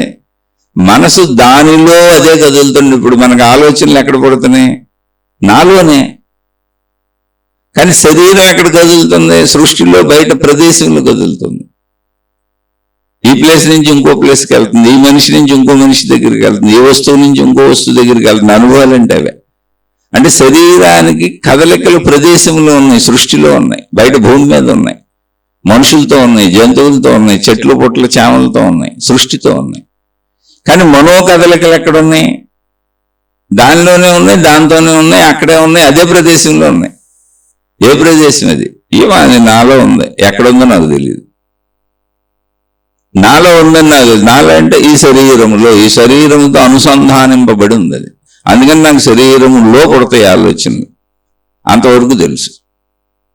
అంటే మనసు అనేది శరీరము సృష్టిలో కదిలినట్లుగా, అంటే మనం మన ఇంటి నుంచి ఆఫీస్కి వెళ్ళినట్టుగా, లేదా బజార్ వెళ్ళినట్టుగా, కూరగాయలకు వెళ్ళినట్టుగా, కిరాణా షాప్కి వెళ్ళినట్టుగా, చదువుకోవటానికి స్కూల్కి వెళ్ళినట్టుగా, సినిమా హాల్కి వెళ్ళినట్టుగా, బట్టల కొట్టుకు వెళ్ళినట్టుగా, ఏదో ఒకటి అని ఇతర మనుషులతో కలిసి తిరుగుతున్నట్లుగా, బీచ్కి వెళ్ళినట్టుగా, విహారయాత్రలకు వెళ్ళినట్టుగా, ఒక ప్రదేశం నుండి ఇంకొక ప్రదేశంకు శరీరం ట్రావెల్ అవుతున్నట్టుగా మనసు ట్రావెల్ అవ్వదు. కానీ అయినట్టుగా అనిపిస్తుందిగా స్వప్నలోకంలో. ఆ స్వప్నలోకంలో నా శరీరం కూడా ఉంది. నేను మామూలు మెలకువలో ఎలా తిరుగుతానో, ప్రదేశం నుంచి ప్రదేశానికి ఎలా తిరుగుతానో, ఎలా మనుషుల్ని మార్చి మార్చి కలుస్తానో, ఈ మనిషిని ఒకసారి, ఆ మనిషిని ఒకసారి, ఆ ప్రదేశంలో ఒకసారి, ఈ ప్రదేశంలో ఒకసారి, అలా ఎలా తిరుగుతానో అలా తిరిగే శరీరం నిద్రపోతుందిగా. మరి మనసులోనే మొత్తం ప్రదేశం ఉంది. అది అక్కడే ఊరికనే, జస్ట్ అది ఎక్కడుందో అక్కడే ఉంది, దానిలోనే మొత్తం జరుగుతున్నాయి. అంటే ఇది ఎలా ఉందంటే అర్థం చేసుకోవటానికి మనసులోనే ప్రదేశం అంత ఉంది. మనసులోనే మనుషులందరూ ఉన్నారు. మనసులోనే మన సృష్టి అంత ఉంది. అక్కడే ఆ చోటే ఉంది. కాబట్టి అది తనలో తాను కదులుతున్నప్పుడు శరీరంతో మనం బయట సృష్టిలో భౌతిక ప్రదేశంలో కదిలినట్టుగా మనకు అనిపిస్తుంది. కానీ అదంతా ఒకే ప్రదేశం, ఒక చోటే ఉంది. మనసే ప్రదేశం, మనసే మనుషులు, మనసే వస్తువులు, మనసే సృష్టి, మనసే జంతువులు, మనసే వృక్షాలు, మనసే మొత్తం అనుభవాలు, అన్నీ అదే. ఇవి మనం శరీరంతో చేసినప్పుడు వేరువేరుగా శరీర భావాలు, మనుషులు వేరుగున్నారు, ప్రదేశాలు వేరుగున్నాయి, చెట్టు పుట్ట చేమ సృష్టిలో వేరుగున్నాయి, కాలం ఉంది, ప్రదేశం ఉంది. ఇవన్నీ మనసులో మొత్తం మనసే. అక్కడ కాలము మనసే, ప్రదేశము మనసే, మనుషులు మనసే, వృక్షములు మనసే, జంతువులు మనసే, మొత్తం స్థలకాలాదులు సమస్త సృష్టి మనసే. అది అక్కడే ఆ చోట్లోనే ఆ ప్రదేశంలోనే ఉంది. దాని చైతన్య కదలికలు దానిలోనే మనకు అనేకంగా అనిపిస్తున్నాయి. స్వప్నలోకం అంటే అది. అంతేతర స్వప్నంలో మనసు తిరిగి రాలే ఇవన్నీ. మరి స్వప్నంలో నాకు శరీరం కూడా ఉంది, నేను కూడా స్వప్నంలో ఉన్నా. నా శరీరం రియల్గా నిద్రపోతుంటే మరి నేను స్వప్నంలో నేను కూడా ఉన్నాగా. అక్కడ అనుభవిస్తుంది నేనేగా. అక్కడ సుఖపడుతుంది, దుఃఖపడుతుంది, భయపడుతుంది, బాధపడుతుంది, కష్టపడుతుంది, అన్ని నేనే స్వప్నలోకంలో. అంటే స్వప్నలోకము అనేది ఏది ఉందో అది మనసు. అది మొత్తం అదే. స్థలకాలాదులు, ప్రదేశము, సర్వము అదే. సృష్టి అంతా అదే. అక్కడే ఉంది, ఆ ప్రదేశంలోనే ఉంది. ప్రదేశం మారలా, స్థలకాలాదులు మారలా, సృష్టి మారలా. అక్కడే ఆ ప్రదేశంలోనే అన్ని మారిపోయి జరుగుతున్నట్టు ఉంది. దీన్ని మనం తెలుసుకోవాలి అంటే ఒక ఉదాహరణ బయట నుంచి తెచ్చుకోవచ్చు. ఏంటంటే మనం ఒక సినిమా హాల్కి వెళ్ళి కూర్చున్నాం. సినిమా హాల్కి వెళ్ళి సినిమా చూద్దామని కూర్చున్నాం. కూర్చున్నప్పుడు తెర మీద సినిమా పడింది. ఆ ఒక్క తెరే, కానీ అనేక ప్రదేశాలు సినిమాలో ఉంటాయి, అనేక మంది మనుషులు ఉంటారు, అనేక వస్తువులు ఉంటాయి, అనేక విషయాలు ఉంటాయి, అనేక ప్రదేశాలు మారిపోతూ ఉంటుంది, అనేక దేశాలు సినిమాల్లో వెళ్తూ ఉంటారు. ఈ దేశం నుంచి ఆ దేశం, ఆ దేశం నుంచి ఈ దేశం. అంటే అక్కడ స్థలాలు కాలాలు మారుతూ ఉంటాయి, మనుషులు మారుతూ ఉంటారు, జంతువులు మారుతూ ఉంటాయి, దృశ్యాలు మారుతూ ఉంటాయి, శబ్దాలు మారుతూ ఉంటాయి. సమస్తము సినిమాల్లో మారుతూ ఉంటుంది. మన భౌతిక జీవితంలో మనం ఎలా జీవిస్తున్నామో అలా. కానీ ఇదంతా ఎక్కడ జరుగుతుంది? ఓన్లీ ఆ తెర మీద. ప్రదేశం మారలా. మొత్తం ఆ తెరే ప్రదేశం, మొత్తం ఆ తెరే కాలం, మొత్తం ఆ తెర మీదే ఇదంతా జరుగుతుంది. ఆ తెరే సమస్తం. ఆ తెర దాటి ఎక్కడ ఏం జరగట్లేదు అసలు. అలాగే ఈ మనసే సమస్తం. ఆ మనసు దాటి ఎక్కడ ఏం జరగట్లేదు. మనసులోని చైతన్య కదలిక మొత్తం అదే. అంటే ఏంటి? నాలోనే జరుగుతుంది, నాలోనే జరుగుతున్న, మనసులోనే జరుగుతున్న దాంట్లో నేను కూడా ఉన్నాను. ఎందుకు నేను కూడా ఉన్నాను? నేను శరీరం నిద్రపోయాను, మరి అక్కడ ఎందుకు ఉన్నాను అంటే అసలు నా శరీరం ఎలా ఉంటుంది నేనని భావించుకుంటున్న భావన ఎక్కడుంది? మనసులోనే ఉంది. అద్దంలో నన్ను నేను చూసుకున్నా, రోజు నన్ను నేను భావించుకుంటా. ఇవన్నీ అసలు భావనకు మూలం మనసేగా. మనసు గుర్తు చేస్తేనే నాకు గుర్తొచ్చేది. కాబట్టి మొత్తం మనసులో ఉంది. శరీరం నిద్రపోయినాక మొత్తం మనసులో తనలో తాను కదిలింది అంతే. అది కదలడానికి ప్రదేశం లేదు, అదే ప్రదేశము. అది కదలడానికి కాలం లేదు, అదే కాలము. మీరు మెలకువలో కూడా మనసులో ఏదైనా గుర్తు చేసుకోండి. ఇప్పుడు అమెరికాలో మీరు ఎవరినో చూసి వచ్చారు, మీ బంధువులు ఉంటే, లేదా ఎక్కడో పుణ్యక్షేత్ర యాత్రలు ఈ దేశంలోనే చేసి వచ్చారు. ఒక బహుదూరాన్ని గుర్తు చేసుకోండి. మీరున్న ప్రాంతం కాకుండా బహుదూరాన్ని గుర్తు చేసుకోండి. స్మరణ మాత్రం చేత, అంటే గుర్తు చేసుకోగానే మనసు అక్కడ ఉంటుంది, దాన్ని దర్శిస్తుంది. అంటే మనసు ఇప్పుడు అక్కడికి వెళ్ళిందా, లేదా ఇదంతా మనసులోనే ఉందా?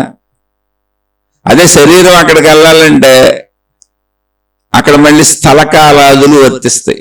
అంటే స్థలం, ఈ స్థలం నుంచి నేను ఆ స్థలానికి ప్రయాణించాలి. దానికి నేనేదో వాహనమో నడిచో వెళ్ళాలి. కాలం ఉంటుంది, వెళ్ళడానికి ఎంత టైం పడుతుంది. కానీ మనసుకి స్థలకాలాదులు లేవు. ఇలా చదువుకోవాలి. ఇది ఆధ్యాత్మిక చదువు అంటే. అప్పుడు మీకు శక్తితత్వం కొద్ది కొద్దిగా అర్థమవుతూ ఉంటుంది. మిమ్మల్ని మీరు పరిశీలించుకోకుండా, మీలోనే ఉన్న అద్భుతమైన మనసు అనే శక్తిని మీరు తెలుసుకోకుండా దాన్ని శరీరపరంగా వాడుకొని, ఆ శరీరపరమైనటువంటి మతాలు, ఆ శరీరపరమైనటువంటి దేవుళ్ళు, ఆ శరీరపరమైనటువంటి గురువులు, ఆ శరీరపరమైనటువంటి ఆచార సాంప్రదాయాలు, ఆ శరీరపరమైనటువంటి జ్ఞాన గ్రంథాలు, ఆ శరీరపరమైనటువంటి కర్మకాండలు చేసుకుంటూ, ఏదైనా దైవీ క్రియలు చేసుకుంటూ, అదంతా ఆధ్యాత్మికం అంటే కాదుగా, అది భౌతికం. నువ్వు శరీరంతో ఏది చేసినా అది భౌతికమే. అది శరీరానికి స్థలకాలాదులు వర్తిస్తాయి. నువ్వు ఎప్పుడు వాటిలో ఇరుక్కుపోయి ఉంటావు. శరీరానికి ఎప్పుడు స్థలము కాలము వర్తిస్తుంది, వేరు భావన వర్తిస్తుంది, పరిమిత భావన వర్తిస్తుంది, అనేకత్వ భావన వర్తిస్తుంది. కానీ మనసులోని మీరు పరిశీలిస్తే ఇవన్నీ నశించిపోతాయి. ఇప్పుడు మనసులో అనేకత్వం ఉందా అంటే ఉంది. ఎక్కడుంది? అది స్థలకాలాదుల్లో అనేకత్వానికి అంత దూరం వెళ్తుందా? లేదు, దానిలోనే. ఇప్పుడు నీకు గుర్తొచ్చిన మనుషులందరూ ఎక్కడున్నారు? మనసులోనే. నీకు గుర్తొచ్చిన దృశ్యాలన్నీ ఎక్కడున్నాయి? మనసులోనే. నీకు గుర్తొచ్చిన శబ్దాలన్నీ ఎక్కడున్నాయి? మనసులోనే. నీకు గుర్తొస్తున్న వాసనలన్నీ ఎక్కడున్నాయి? మనసులోనే.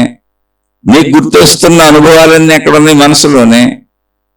శబ్దస్పర్శ రూప రస గంధములకు సంబంధించిన సమస్తం నేను, నాది, నా వాళ్ళు అని నువ్వు భావించుకుంటున్నటువంటి సమస్త విషయాలు ఎక్కడున్నాయి? మనసులోనే. మనసు ఎక్కడుంది? నాలోనే. ఇప్పుడు మరి మనసు శరీరము వలె సంచరించాలా? లేదు, అక్కర్లేదు. ఇందాక స్వప్నావస్థను పరిశీలించాంగా, దానిలోనే.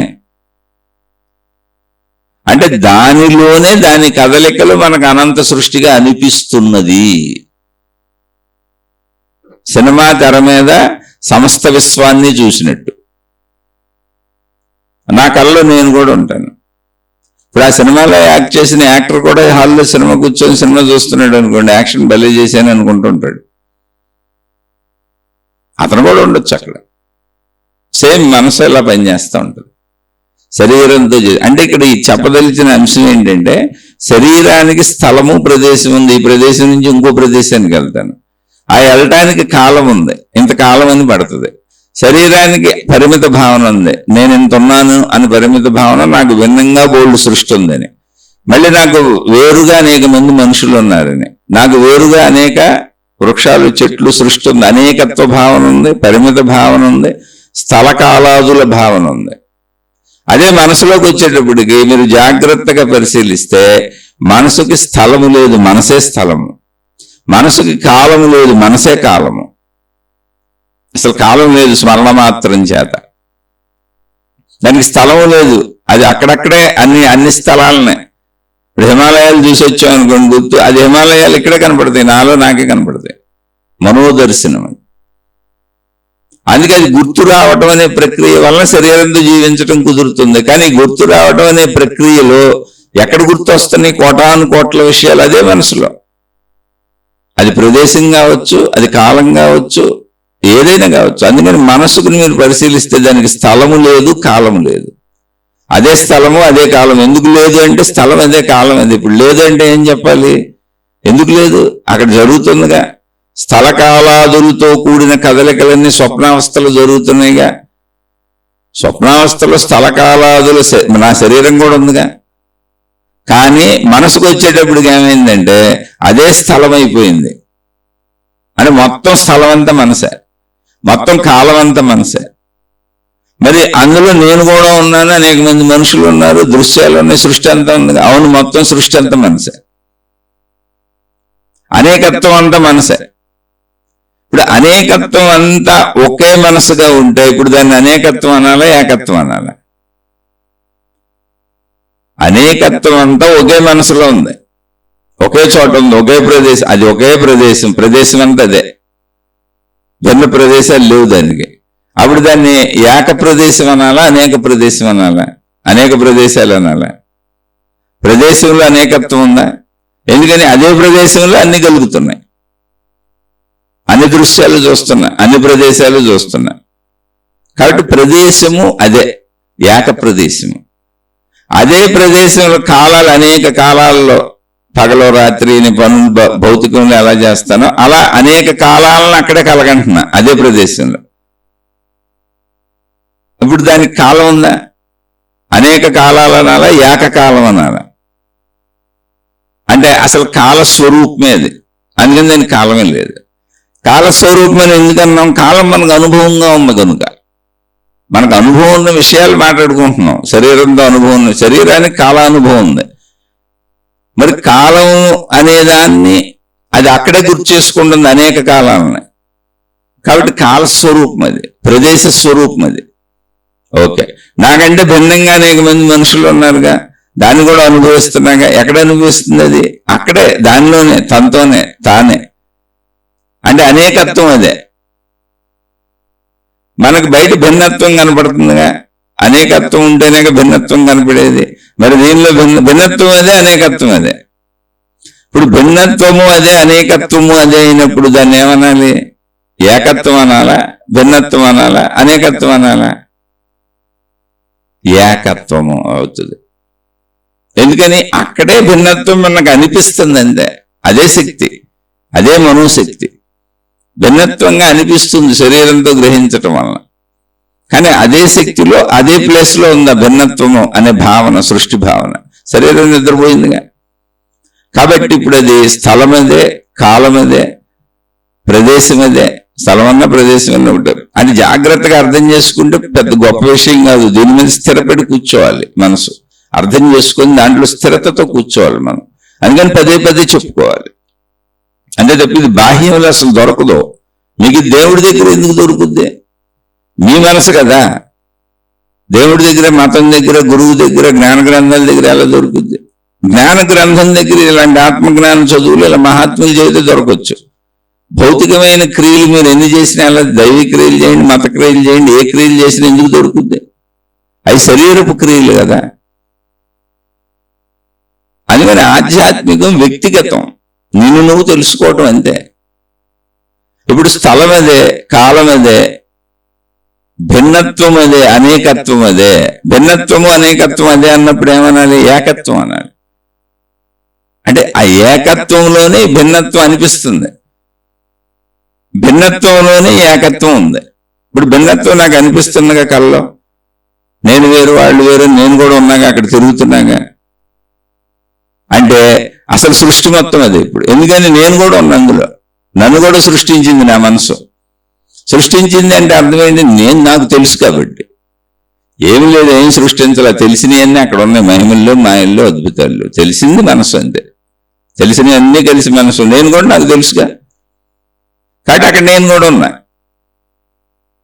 శరీరం నిద్రపోయినా నా మనసులో నేను కూడా ఎందుకున్నానంటే, నేను కూడా నాకు తెలుసు కాబట్టి. సింపుల్.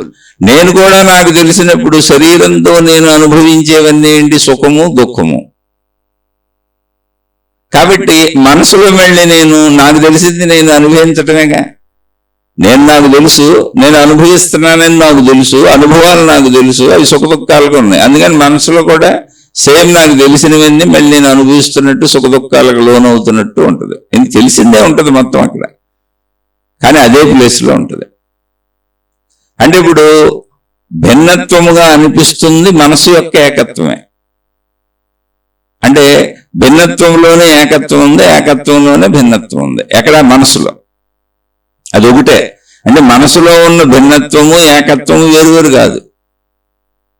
మరి భిన్నత్వం లేదంటే ఉంది, కానీ భిన్నంగా ఉందంటే కాదు, ఏకంగానే ఉంది. అది భిన్నంగా అనిపిస్తుంది అంతే.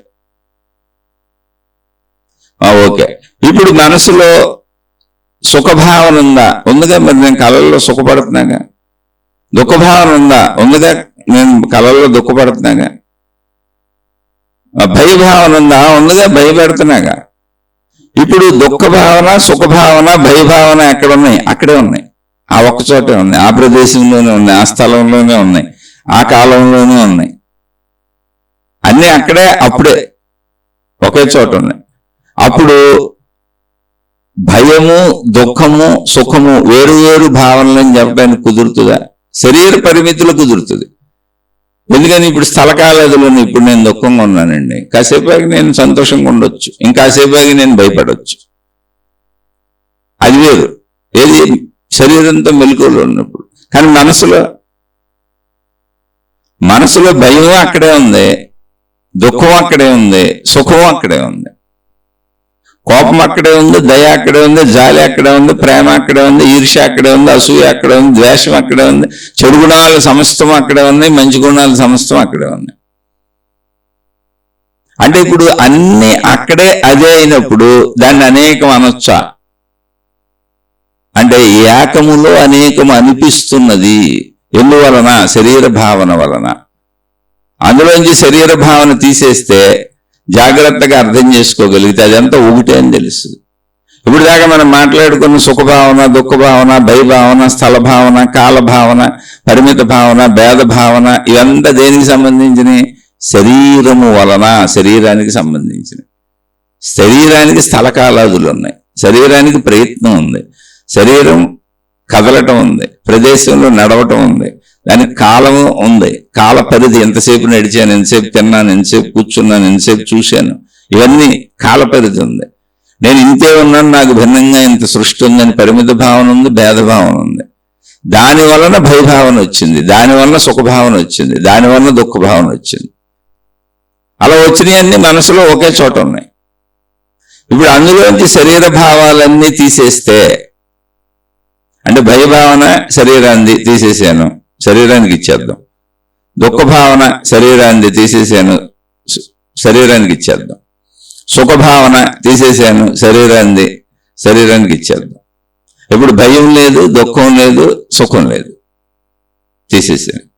ఓకే. ఇప్పుడు మంచి భావాలు, చెడ్డ భావాలు, అంటే గుణం, మంచి గుణం, చెడ్డ గుణం, మంచికి సంబంధించిన అన్ని. మంచి పనులు చేసేది ఎవరు? శరీరమేగా, కదిలెళ్ళి చేస్తుంది. చెడ్డ పనులు చేసేది ఎవరు? శరీరమేగా, కదిలెళ్ళి చేస్తుంది. ఓకే, అవి శరీర భావాలు, అవి కూడా తీసేసా, శరీరానికి ఇచ్చేసాను. అవి శరీరాన్ని ఇచ్చేసా, ఇప్పుడు మనసులో లేవు. ఇప్పుడు శరీరానికి స్థలము, నేను ఈ ప్రదేశంలో ఉన్నా, నాకు భిన్నంగా బోల్డు ప్రదేశాలు ఉన్నాయి, నేను అక్కడికి వెళ్ళాలంటే బోల్డు టైం పడుతుంది. అంటే స్థలము, ప్రదేశ భావన దేంది? శరీరాన్ని. కాలభావం దేంది? శరీరాన్ని. ఓకే, కాబట్టి ఈ శరీరానికి ఇచ్చాను. ఇప్పుడు స్థలకాలాదులు కూడా శరీరానికి ఇచ్చాను. భయభావంలో, దుఃఖభావంలో, సుఖభావంలో మొత్తం ఇచ్చాను. అవన్నీ శరీరాన్ని. మొత్తంగా మనసులో నేను గుర్తుపెట్టుకున్న అన్ని శరీరంతో గ్రహించినవి. అవును, అన్ని శరీరానివే, అవి శరీరానికి ఇచ్చాను. ఇప్పుడు మనసు ఎలా ఉంది? ఖాళీగా ఉంది. ఇందాక మనం మనసును పరిశీలించినప్పుడు భిన్నత్వంలో ఏకత్వము, ఏకత్వంలో భిన్నత్వము, స్థలకాలాదులు, ఇవన్నీ శరీర భావాలు దీనికి ఆపాదించంగా. ఇప్పుడు అవన్నీ తీసేసిన మనసు ఎలా ఉంటుంది? ఏకముగా ఉంటుంది. ఎంత ఉంటుంది? ఎంతైనా ఉండొచ్చు, అనంతము. ఎందుకని? ఎన్నైనా పడతాయి అందులో.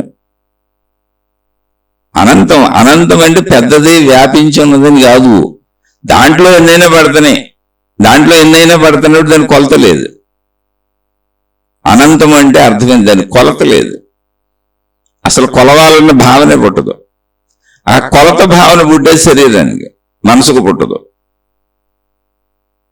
భిన్నత్వంలో, అనేకత్వంలో స్థలకాలాదులు వచ్చినప్పుడు కొలత భావన పడుతుంది.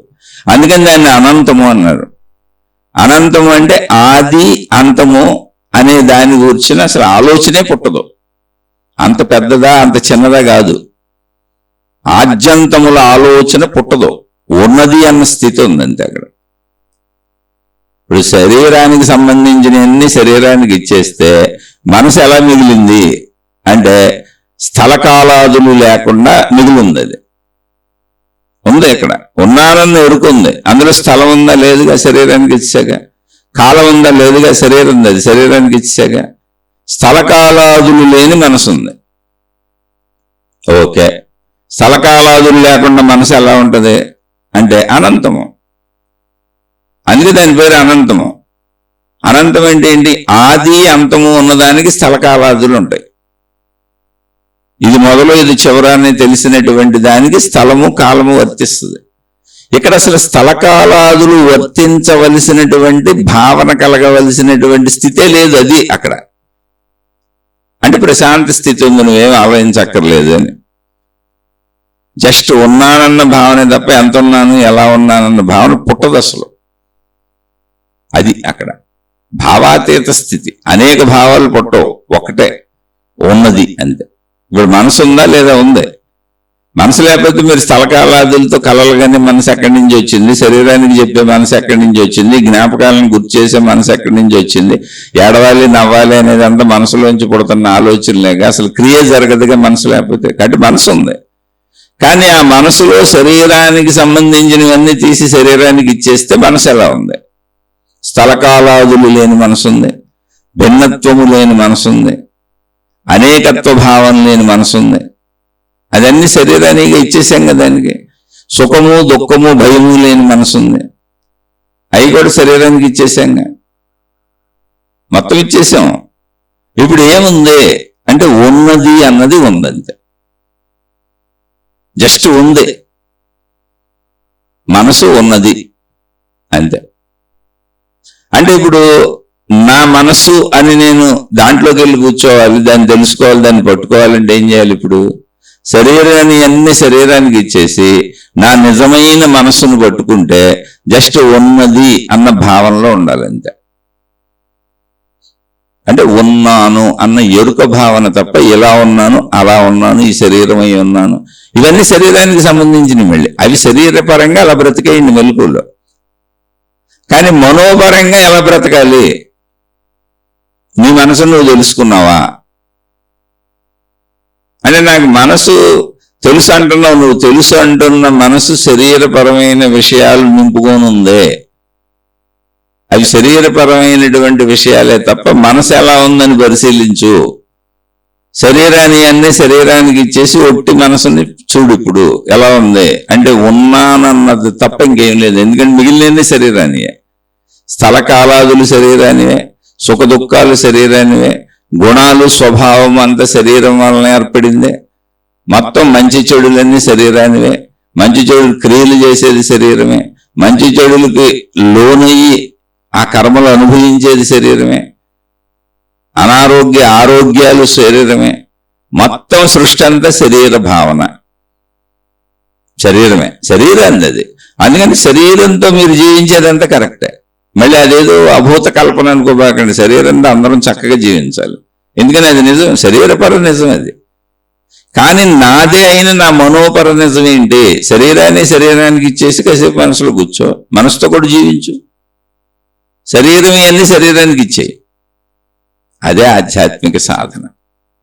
ఇచ్చేస్తే ఏమైంది అంటే ఆలోచనలు లేని మనసు ఉంది, సృష్టి భావనలు లేని మనసు ఉంది, అనేకత్వము భిన్నత్వము భేదత్వము లేని మనసు ఉంది, స్థల కాలాదులకు అతీతంగా ఉన్న మనసు ఉంది. ఉన్నది అన్న భావన తప్ప అందులో ఏమీ లేదు. ఇప్పుడు ఉన్నది అన్న భావన ఉంది, ఇక అందులో ఏమీ లేదు. అప్పుడు అది ఎలా ఉంటుంది ఒకసారి మీరు భావించి ఊహించి చూడండి, కనిపెట్టండి, మీకు మీరే కనిపెట్టండి. కొంచెం ట్రై చేయండి, మీ మనసే కదా. అలాగే కనిపెట్టారు మరి మహాత్ములు, ఆధ్యాత్మిక చదువుని ఆత్మజ్ఞాన చదువుని అందించిన వాళ్ళు.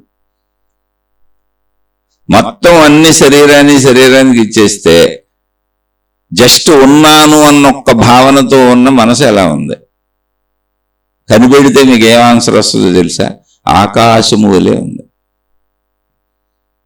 ఉన్నానన్న స్థితి ఉంది, ఆకాశంలోనే అన్నీ ఉన్నాయి. సృష్టి అంతా ఎక్కడుంది? ఆకాశంలో ఉంది. నేను కూడా ఎక్కడ ఉన్నాను? ఆకాశంలోనే ఉన్నాను. నేను ఎక్కడ కదులుతున్నాను? ఆకాశంలోనే కదులుతున్నాను. సృష్టి అంతా ఎక్కడ కదులుతుంది? ఆకాశంలోనే కదులుతుంది. అంటే శరీర సంబంధిత సృష్టి సంబంధిత విషయాలన్నీ సృష్టికి ఇచ్చేసి శరీరానికి ఇచ్చేస్తే ఇప్పుడు నా మనసు ఎలా ఉంది? ఆకాశము వలె ఉన్నది. ఉన్నది అన్నది ఉంది, కానీ అందులో ఏం కనబడతలేదు. దానినే ప్రాణశక్తి అన్నారు. అది ఆకాశము వలె ఉన్నది అనే భావన మీకు కలిగితే, ఆకాశములోనే సృష్టి మొత్తం ఉన్నది అన్న భావన మీకు సంపూర్ణంగా అర్థమైతే అప్పుడు ఆ ఆకాశమును ఆత్మశక్తి అన్నారు. అప్పుడు ఇంకా మనసు అనే పదం ఎగిరిపోయింది. మనసు అనే పదం ఎంతవరకు ఉందంటే, నువ్వు మనిషిగా నేను శరీరం అని భావించుకుంటున్నంత వరకు మాత్రమే మనసు అనే పదాన్ని ఉంచుకోవాలి. ఎందుకని? నీ ప్రాణశక్తి నువ్వు బ్రతికి ఉండడానికి నీకు సహకరిస్తుంది శరీరానికి. అప్పుడు శరీరం కదిలి దానికి ఉన్నటువంటి శరీర స్వభావరీత్యా పంచేంద్రియముల ద్వారా అన్ని అనుభవించి గ్రహించి ఆ గ్రహించిన విషయాలు ప్రాణశక్తితో కలిసి మనస్సు అని పిలువబడుతుంది. అంటే మనసులో ఉన్నాయన్నీ దేని? శరీరాన్ని. శరీరానివన్నీ శరీరానికి ఇచ్చేద్దాం. శరీరంతో బ్రతికేటప్పుడు అవి వాడుకుందాం.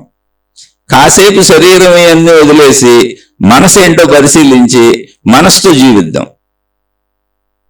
అలా మనసుతో జీవించాలంటే శరీరం అన్నీ శరీరానికి ఇచ్చేయాలి. ఇచ్చేసాం. ఇప్పుడు ఒట్టి మనసు మిగిలిపోయింది. మనసుకి స్థలము లేదు, కాలము లేదు. ఎందుకంటే ఇందాక చెప్పుకున్నాం, అన్నీ ఒకే ప్రదేశంలో పుడుతున్నాయి, అనేకంగా ఉన్నట్టు అనిపిస్తున్నాయి. సినిమా తెర మీద సమస్తము చూసినట్టు. కాబట్టి అన్నీ తీసేసిన మనసు ఎలా ఉందంటే ఉన్నానన్న భావనలో ఉంది. మనసు ఉందా లేదా? ఉందే. లేకపోతే ఇవన్నీ అందులోకి ఎట్టొస్తాయి? సృష్టి అంతా అందులోకి ఎట్టొస్తుంది? నాకు ఇన్ని ఆలోచనలు, ఇన్ని భావాలు, ఇన్ని భయాలు, ఇన్ని దుఃఖాలు, ఇంత సంసార జీవితం ఎలా వస్తుంది? రాదుగా. కంటిన్యూటీ 100 సంవత్సరాల జీవితం జీవిస్తున్నాక ఎక్కడ నేను? అది మనసు వల్లనే సాధ్యపడుతుంది. స్వప్నావస్థ అంతదే. ఇప్పుడు అవి మనసువి కాదు, శరీరంతో కలిసినటువంటి ఆ విషయాలు ప్రాణశక్తిలో ఉన్నప్పుడు దాన్ని మనసు అని పిలిచాం. అంటే మనసు అనేది శరీర సంబంధిత విషయం. ఇప్పుడు మనసులో ఉన్నవన్నీ తీసేసి శరీర విషయాలన్నీ, శరీర ఆస్తులవి, మన జ్ఞాపకాలు, మన ఆలోచనలన్నీ శరీరానికి సంబంధించిన ఆస్తులవి. దాని ఆస్తి దానికి ఇచ్చేసి నాకెందుకు ఈ గొడవ అని, నీ ఆస్తి అంతా నేను దాచుకోవడం ఎందుకని శరీరపు ఆస్తి శరీరానికి ఇచ్చేసి ఒట్టి మనసు ఉంటే ఇప్పుడు దాన్ని మనసు అనరు, అది దాన్ని ప్రాణశక్తి అంటారు. పోనీ ఒకవేళ మనసే అనుకోండి, అలాగే మాట్లాడుకుందాం కాసేపు అర్థం అవడానికి. ఇప్పుడు అది ఎలా ఉంది? దాని దగ్గర ఆస్తి ఏం లేదు. ఆలోచనలనే ఆస్తి, జ్ఞాపకాలనే ఆస్తి, అసలు గుణాలనే ఆస్తి, స్వభావం అనే ఆస్తి ఏమీ లేదు దానికి. మొత్తం అది శరీరపు ఆస్తి ఇచ్చేసింది దానికి. శరీరం ఇక్కడ దాచుకుంది అవన్నీ, మనసు దానికి ఇచ్చేసింది. ఇప్పుడు మనసులో ఏముంది? ఒట్టు మనసు ఉంది, ఖాళీ మనసు ఉంది, శూన్య మనసు ఉంది, అనంత మనసు ఉంది. అనంత అంటే చాలా పెద్దదని కాదు అర్థం. ఆది అంతము లేదు అంటే ఆది అంతము ఉంటే సృష్టి వస్తుంది. సృష్టికి ఉంటుంది ఆది అంతం. సృష్టిలో ఉన్న ప్రతిదానికి మొదలు ఉంటుంది, చివరి ఉంటుంది, పరిమితత్వానికి ఉంటుంది అది. అందుకని అది శరీరానికి ఇచ్చేసింది కదా దాని ఆస్తులన్నీ. అందుకని అనంతము అంటే అసలు ఆ భావన లేదు అక్కడ. ఆద్యంతములు భావన లేదు, ఇంత ఉన్నానన్న భావన లేదు, భావనకి అసలు ఆస్కారం లేదు. అప్పుడు అది ఉన్నానన్న స్థితిలో ఉంది. ఆ ఉన్నానన్న స్థితి ఎలా ఉంది అని మీరు గమనిస్తే మన చుట్టూ ఉన్న ఆకాశ స్థితి అదే, సర్వవ్యాపక ఆకాశం అలాగే ఉంది. అది ఉన్నట్టు తెలుస్తుంది. ఆకాశం ఉన్నట్టు తెలియట్లేదండి, కంటిగా తెలుస్తుందిగా. చెట్టు ఉన్నట్టు ఎలా తెలిసిందో, ఓ గుట్ట పుట్ట ఉన్నట్టు ఎలా తెలిసిందో, మనుషులు ఉన్నట్టు ఎలా తెలుస్తుందో ఆకాశం ఉన్నట్టు కూడా తెలుస్తుందిగా. కాకపోతే ఆకాశంలో ఏమి లేదు, అది కూడా తెలుస్తుంది, కంటిగా తెలుస్తుంది. నేను తిరుగుతున్నా, నా శరీరానికి తెలుస్తుంది. ఎందుకు తెలియట్లే? ఆకాశం అంతా ఖాళీ అని ఇంకా తెలిసాక తిరుగుతున్నాం. ఎలా ఉందంటే ఆకాశము వలె ఉన్నది, అది మనసు. అప్పుడు ఆకాశము వలె ఉన్నది అన్నప్పుడు ఇక మనసుకి పేరు మార్చారు. ఎందుకని? శరీరానికి సహకరిస్తే అది మనసు. శరీర ఆస్తులు దానికి ఇచ్చేసి శరీరంతో కలిసి తిరగకుండా తన స్థితిలో తానుంటే దాని పేరు ప్రాణశక్తి. అది ఆ పేరు పెట్టారు, ప్రాణశక్తి. ఈ ప్రాణశక్తే సర్వవ్యాపక ఆకాశముగా ఉన్న అనంత శక్తి అనేది మనకు భావన కుదిరితే, స్థిరపడితే దాన్ని అనంత ఆత్మశక్తి అన్నాడు. నా ప్రాణశక్తిగా అనంత ఆత్మశక్తి, నా ప్రాణశక్తిగా ఆకాశం. కాబట్టి నేను వేరు, అది వేరు కాదు, అదంతా ఒకటే. కాబట్టి ఇక్కడ ఉన్నదంతా ఒకటే అన్నారు. ఆ ఒకటే ఎవరు? నేనే అన్నారు. అది నువ్వేనాయన, తత్వం అసి, తత్వం అసి, అది నువ్వే అని చెప్పారు. అది నేనే అని నువ్వు అనుభవం పొందే వరకు నువ్వు ఈ చదువుకుంటా ఉండు, వెళ్తా ఉండు, నీకే డౌట్లు వచ్చినా వివరించి చెబుతాం అన్నారు. వాళ్ళు వివరించి చెప్పారు. అలా వివరించి చెబుతూ కోటాను కోట్ల ఆత్మజ్ఞాన గ్రంథాలు రచించి చెల్లారు అన్ని అనుమానాలు జరగడానికి. ప్రతి తరములోనూ, ప్రతి కాలంలోనూ, ప్రతి సమయంలోనూ ఈ శరీరపర జీవితం గడుపుతున్న మనుషులకి, ఈ మనుషుల్లో కొంతమంది సాధన చేసి ఆ జ్ఞాన గ్రంథాల ఆధారంగా, ఆత్మజ్ఞాన చదువు, ఆధ్యాత్మిక చదువు ఆధారంగా తమను తాము తెలుసుకొని, అవును ఈ చదువు రైటే, మేము దీన్ని పొందాం ఈ స్థితిని, ఆ స్థితిని ఎవరైనా పొందొచ్చు, మన ఏవ మనుష్యానాం కారణం బంధ మోక్షయోహో, మానవునికి అతని మనస్సే బంధమునకు గాని మోక్షమునకు గాని కారణము.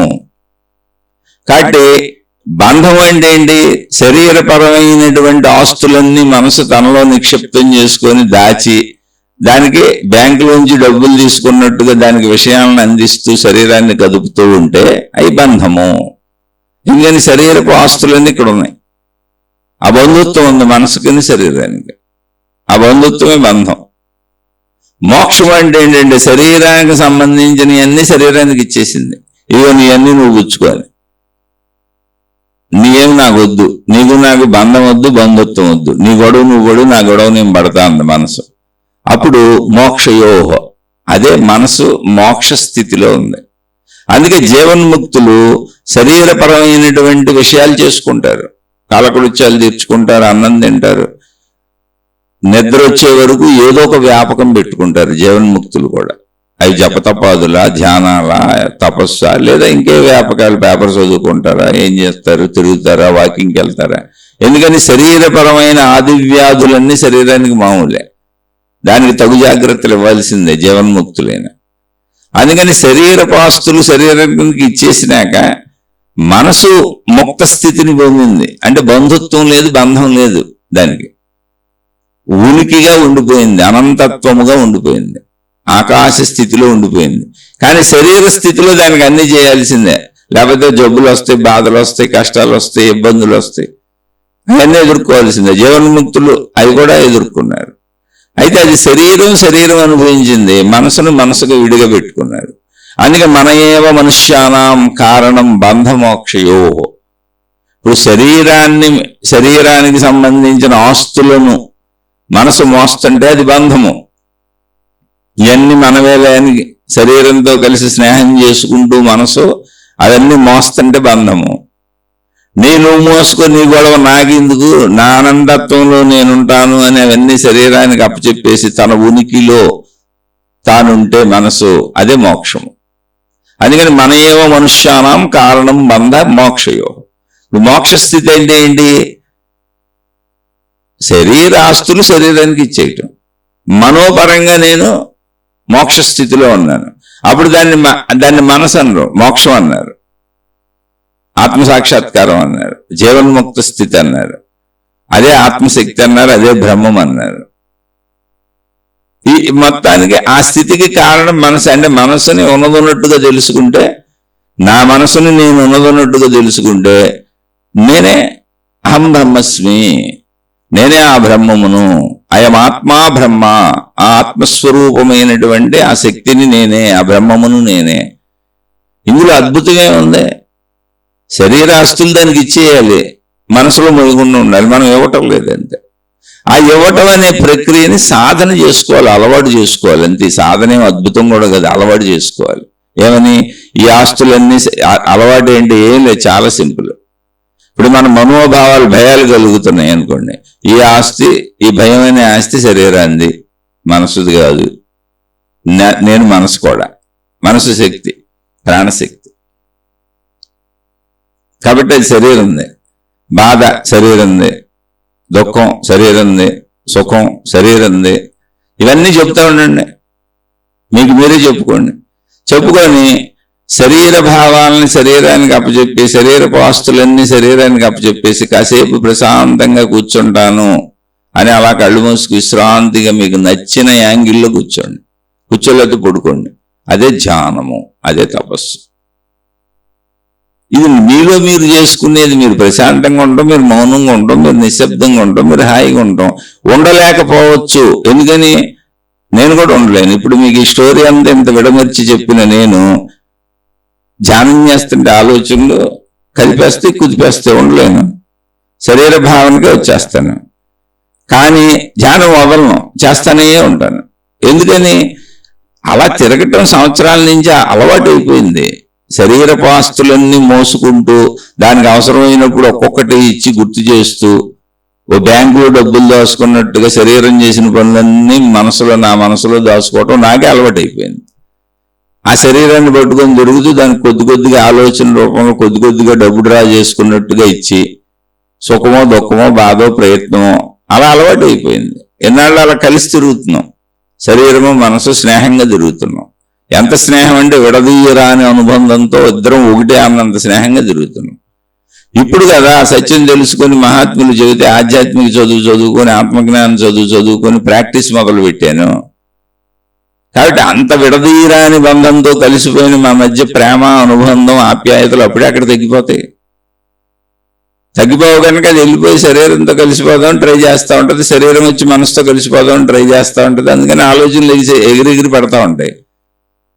అది అలవాటు, పాత అలవాటు. బాగా థిక్కెస్ట్ ఫ్రెండ్స్, క్లోజెస్ట్ ఫ్రెండ్స్. అందుకని కంగారు పడకండి. ఆలోచనలు ఏమొచ్చినా శరీరంతో లేచి తిరిగినప్పుడు అవి వాడుకుంటా. ప్రస్తుతం మనసుతో ఉందాం అనుకుంటున్నా. అలా ఎన్ని సంవత్సరాలైనా అలా చెప్పుకుంటూ కూర్చోండి. అందులో ఏముంది? భయం వస్తే భయం ఏముంది? ఇంట్లో భయం ఏముంటుంది? ఇప్పుడు ధ్యానంలో దెయ్యం గుర్తొచ్చింది, దెయ్యం శర్మ గుర్తొచ్చింది, దెయ్యం మన చుట్టూ తిరుగుతున్నట్టు అనిపించింది అనుకో, కూర్చున్నామని మనకు తెలియదు ఏంటి? పోయిన ఒకసారి కళ్ళు తెరిచి చూడండి, ఆ దెయ్యం లేదులే అనుకొని కూర్చోండి. అలా కూర్చోవడానికి టైం పట్టొచ్చు అంతే. 10 సంవత్సరాలు పట్టొచ్చు. నాకు సంవత్సరాల నుంచి సాగుతున్న వ్యవహారం, కానీ నాకు అన్ని ఆలోచనలు వస్తాయి. అందుకే నేను సామాన్యుడిని, నాకు ఆత్మానుభూతి కలగలేదు అని చెబుతున్నాను. ఎందుకని? శరీరానికి ఇచ్చేసి నిర్మలంగా నిశ్చలంగా జస్ట్ ఉనికిగా ఎరుకగా ప్రశాంతంగా అనంతంగా ఉన్నానన్న ఒక్క భావనతో ఉన్న మనోనుభూతి నాకు కలగలేదు. కానీ అది అలా కలుగుద్దని నాకు తెలుసు. ఎందుకంటే మహాత్ములు ఎంతో మంది పొందిన వాళ్ళు దాన్ని చెప్తున్నారు. అది చరిత్రలు చదివాను, ఆ విధానం చదివాను. నన్ను నేను పరిశీలించుకుంటే కూడా నాకు బాగా అర్థమైంది. అసలు మహాత్ముల చరిత్రల కంటే నన్ను నేను చూసుకుంటే బాగా అర్థమైంది. అందుకే మీకు శీర్షికగా చెప్పగలుగుతున్నా. కానీ మాటలతో చెప్పడానికి అర్థమైంది, చేతలతో అనుభవం రాలేదు. కాబట్టి చేతలతో అనుభవం వచ్చే వరకు ఎవరైనా మామూలుగా అంటే సామాన్యుడి అంటే అర్థం ఏంటి? శరీరంతోనే తిరుగుతున్న, శరీరం భావనలోనే ఉన్నా. అలానే మనస్థితి తెలిస్తే ఏం అసామాన్యుడు అయిపోరు ఎవరు, అప్పుడు కూడా మామూలే. అయితే నాకు నేను శాంతిగా ఉంటా. ఎందుకంటే ఫ్రెండ్స్ ఇద్దరు విడిగా విడిపోతారు, తెలుస్తుంది. తీవ్రంగా పెనవేసుకు తిరగరు. ఏదో ఆ ఫ్రెండ్కి అవసరమైనప్పుడు, ఆ శరీరం అనే ఫ్రెండ్కి అవసరమైనప్పుడు జీవన్ముక్త స్థితిలో కొంచెం ఈ సహకరిస్తాడు ఇక్కడోడు. ఏదో కొద్దిగా ఆడికి సహకరిద్దాంలాడు ఉన్నన్నాళ్ళు అని సహకరించేస్తాడు. అంతే తప్ప ఆడితో కలిసి చెడు తిరగడం. ఊరికినే ఎప్పటి నుంచో ఉన్న పాత స్నేహితుడు కదా అని జీవన్ముక్తుడికి శరీరానికి సహకరిస్తుంది మనసు. కాలకృత్యాలు తీర్చుకోవటానికి, ఏదో మెలకువ స్థితిలో అవసరమైనవి చేసుకోవటానికి అతి కొద్దిగా సహకరిస్తుంది అంతే తప్ప ఇప్పుడు వీడితో మనం ఈ చెడు తిరుగుళ్ళన్నీ మనకెందుకు, ఇంద్రియ తిరుగుళ్ళన్నీ మనకెందుకు, మళ్ళీ అది సత్య శరీరం. పోయిన స్నేహితుడు పూర్తిగా శాశ్వతంగా నాతో ఉంటాడా అంటే ఉండడు. అది చచ్చిపోయే శరీరం. ఆ చచ్చిపోయే శరీరాన్ని పట్టుకొని శాశ్వతమైన ప్రాణశక్తిని, అసలు చావే లేనటువంటి శక్తిని నేను ఆ చచ్చిపోయిని పట్టుకు తిరిగితే రేపు పొద్దునాడు మిగలడు కదా నాకు. మళ్ళీ నాకు ఈ బాధ ఎందుకు, ఈ దుఃఖం ఎందుకు, ఈ గోల ఎందుకని తగుమాత్రపు స్నేహాన్నే చేస్తాడు. అలాగే స్నేహితుడిని వదిలేడు. స్నేహితుడికి ఏం అవసరం అది చేస్తాడు.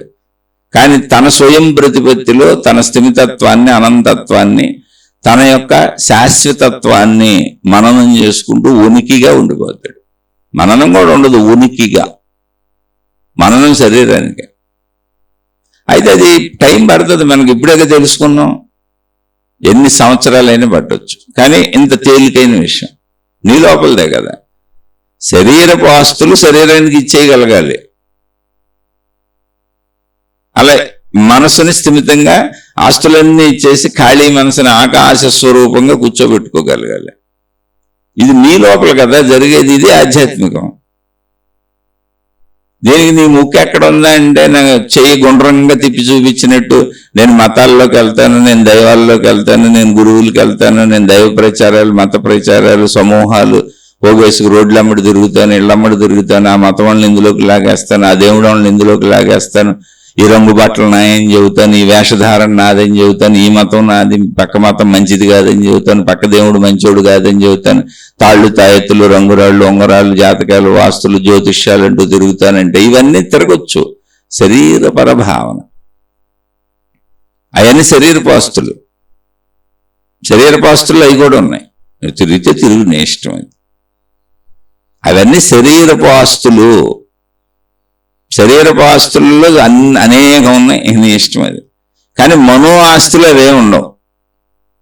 మనసుకు అసలు ఆస్తి నాస్తి. ఎందుకని మనసే సమస్తం.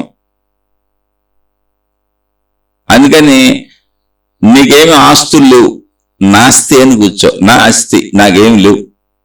ఏముంది? ఉనికి అంతే. ఉన్నానన్న ఉనికి, మిగిలిన ఏమి లేవు. అలా ప్రాక్టీస్ చేయడానికి టైం పడుతుంది. శరీరము మనసు పాత ఫ్రెండ్ కాబట్టి కలిసిపోతుంటారు. ఆలోచనలు వచ్చేస్తాయి, భయాలు వచ్చేస్తాయి, దుఃఖాలు వచ్చేస్తాయి, కోరికలు వచ్చేస్తాయి, ఇష్టాలు వచ్చేస్తాయి. కూర్చోలేకపోతాను, కదలలేకపోతాను, అంటే కదలకుండా ఉండలేకపోతాను. ఇవన్నీ మామూలే. ఎన్ని సంవత్సరాలైనా ఇది ఎంత తేలికైన విద్య. నీకు కుదిరినంత చేయి. 1 నిమిషం కుదిరితే నిమిషం చేయి, 2 నిమిషాలు కుదిరితే 2 నిమిషాలు చేయి, 10 నిమిషాలు కుదిరితే 10 నిమిషాలు చేయి, గంట కుదిరితే గంట చేయి. ముందు శరీరంతో శరీరాన్ని నిలుపుకొని చక్కగా అది ఉంచుకో. అది అవసరమే. శరీరం ఉంటేనే ఇవన్నీ కుదురుతాయి, శరీరం లేకపోతే కుదరవు. కాబట్టి ముఖ్యమైన ఇంపార్టెన్స్ శరీరానికి. శరీరానికి అవసరం నేను, నాది, నా వాళ్ళు కనుక ముఖ్యమైన ఇంపార్టెన్స్ కుటుంబానికి. అందుకని శరీర జీవితం సరిగ్గా పెట్టుకో, కుటుంబ జీవితం సరిగ్గా పెట్టుకో, ఆర్థిక జీవితం సరిగ్గా పెట్టుకో, సామాజిక జీవితం సరిగ్గా పెట్టుకో.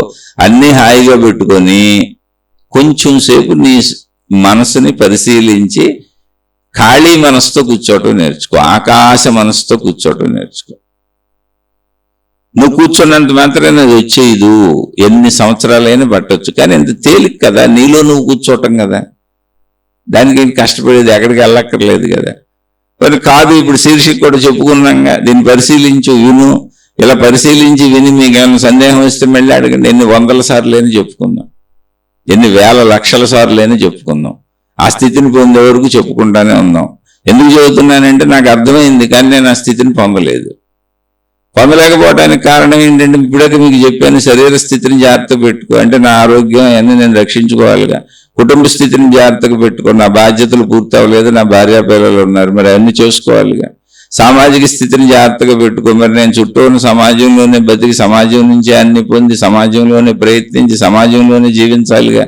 కాబట్టి చుట్టూ ఉన్న అందరితో మంచిగా ఉండాలిగా. అలా అన్ని స్థితులు జాగ్రత్తగా పెట్టుకున్నాక కదా సాధన చేయాలి. అందుకని అన్ని స్థితులు జాగ్రత్తగా పెట్టుకొని కొద్దిగా సాధన చేసుకుంటున్నా. అందుకని రాల, ఇంకా స్థితిని పొందల. మరి అలానే ఈ స్థితులు వదిలేస్తే అసలు సాధన చేయలేను. ఇప్పుడు శారీరక స్థితి ఆరోగ్యం లేకపోతే సాధన చేయలేను. కుటుంబక స్థితి, మేము బతకడానికి అవసరమైనటువంటి ధనం లేకపోతే సాధన చేయలేను. ఇబ్బందుల్లో సాధన చేయలేను, కష్టాల్లో సాధన చేయలేను. మళ్ళీ కుటుంబ సభ్యుల్లో ఎవరికి అనారోగ్యాలు ఉన్నా బాధతో సాధన చేయలేను. నేను, నాది, నా వాళ్ళు అనేది మరి నన్ను ఇబ్బంది పెట్టకూడదుగా. అలాగే సమాజం నుంచి నాకు ఇబ్బందులు వస్తున్నా సాధన చేయలేను. కాబట్టి చుట్టూ ఉన్న పరిస్థితులు ముందు నువ్వు ఎంత చక్కగా పెట్టుకుంటావో అంత నీకు సాధన కుదురుతుంది అంతే. కాబట్టి అది పెట్టుకో, సాధన చేసుకో. నాకు బాధ్యతలు ఉన్నాయి చెబుతున్నాను, అవన్నీ తీర్చుకుంటూ కొద్దిగా ట్రై చేసుకుంటూ వెళ్తున్నా. అందుకని ఈ శీర్షికలు మీతో చెబుతున్నాను. చెప్పే వరకు నాకు అర్థమైంది, అనుభవంగా నాకు అవ్వలేదు. అందుకని నేను మీలాంటి సామాన్యుడిని. ఆ అనుభవం అయినా కూడా అందరూ సామాన్యులే. మళ్ళీ ఏదో అద్భుత స్థితి ఉందనుకోండి, పేర్లు మారినాయి అక్కడ. జీవన్ముక్తులని, మోక్షం పొందారని, ఆత్మసాక్షాత్కారం పొందారని. అంతే తప్ప ఇది గొప్ప స్థితి కాదు. ఇప్పుడు తల్లి అయిందంటే అదేమన్నా గొప్ప స్థితి, తండ్రి అయ్యాడంటే అదేమన్నా గొప్ప స్థితి. అది మనిషికి సహజ స్థితి, అందరూ అవుతారు. అలాగే భార్య అయింది, భర్త అయిందంటే గొప్ప స్థితి. ఆమె పెళ్లి చేసుకుందా, ఆయనే పెళ్లి చేసుకున్నాడు. అలా ఏది గొప్ప స్థితులు కాదు. ఆయా పరిస్థితుల్లో ఆ పేర్లు వర్తింపబడతాయి అంతే. కాబట్టి మిమ్మల్ని మీరు చక్కగా చూసుకోండి. ఇప్పుడు అంతా విన్నారు కదా, ఆ విన్నదాన్ని ప్రాక్టీస్ చేసుకోండి. ప్రాక్టీస్ చేస్తున్నప్పుడు ప్రాక్టీస్ కుదరలేదు అని అసలు మీరు మాత్రం ఆలోచించకండి. కుదరదు అది ముందే చెబుతున్నాను. ఎందుకని మనసు శరీరం థిక్కెస్ట్ ఫ్రెండ్స్ అయిపోయారు, కలిసిపోయారు. నువ్వు లేక నేను లేను, నేను లేక నువ్వు లేవు, నువ్వే నేను, నేనే నువ్వు, నువ్వే నేను, నేనే నువ్వు అని పాట పాడేసుకుంటున్నారు. అది అంత కలిసిపోయారు, ఒక్కళ్ళే అయిపోయారు. కాబట్టి అది కొంచెం కష్టం, కష్టమే కానీ అసాధ్యం కాదు. కాబట్టి భౌతిక పరిస్థితులన్నీ చక్కగా పెట్టుకొని సాధన చేస్తూ ఉండండి, మీకు అర్థమవుతారు. అదే ఆధ్యాత్మికం, అదే తత్వం. తత్వమసి అని చెప్పారు, తత్వం అసి అని మహాత్ములు చెప్పారు. మనకి ఇప్పటికీ చెబుతున్నారు. దాన్ని చదువుకుంటూ వెళ్దాం, సందేహాలు వస్తే అడగండి, మరలా విశ్లేషించుకుందాం. ఇక ఇది నచ్చని వాళ్ళు, ఇది మెచ్చని వాళ్ళు, అకారణ ద్వేషాలు పెంచుకునేవాళ్ళు, అయ్యా మీ పాదాలకు నమస్కారం. మేం ప్రయాణిస్తుంది అసలు నన్ను నేను తెలుసుకుందాం, మీ గురించి నాకెందుకు, మీ గొడవ నాకెందుకు, నా గొడవ మీకెందుకు.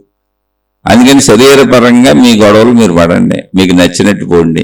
మీ గొడవ మీద అసలు శరీరము కాదు, ఇంకోటి కాదు, నా గొడవ నాది. మీరు వినబాకండి అసలు ఇవి.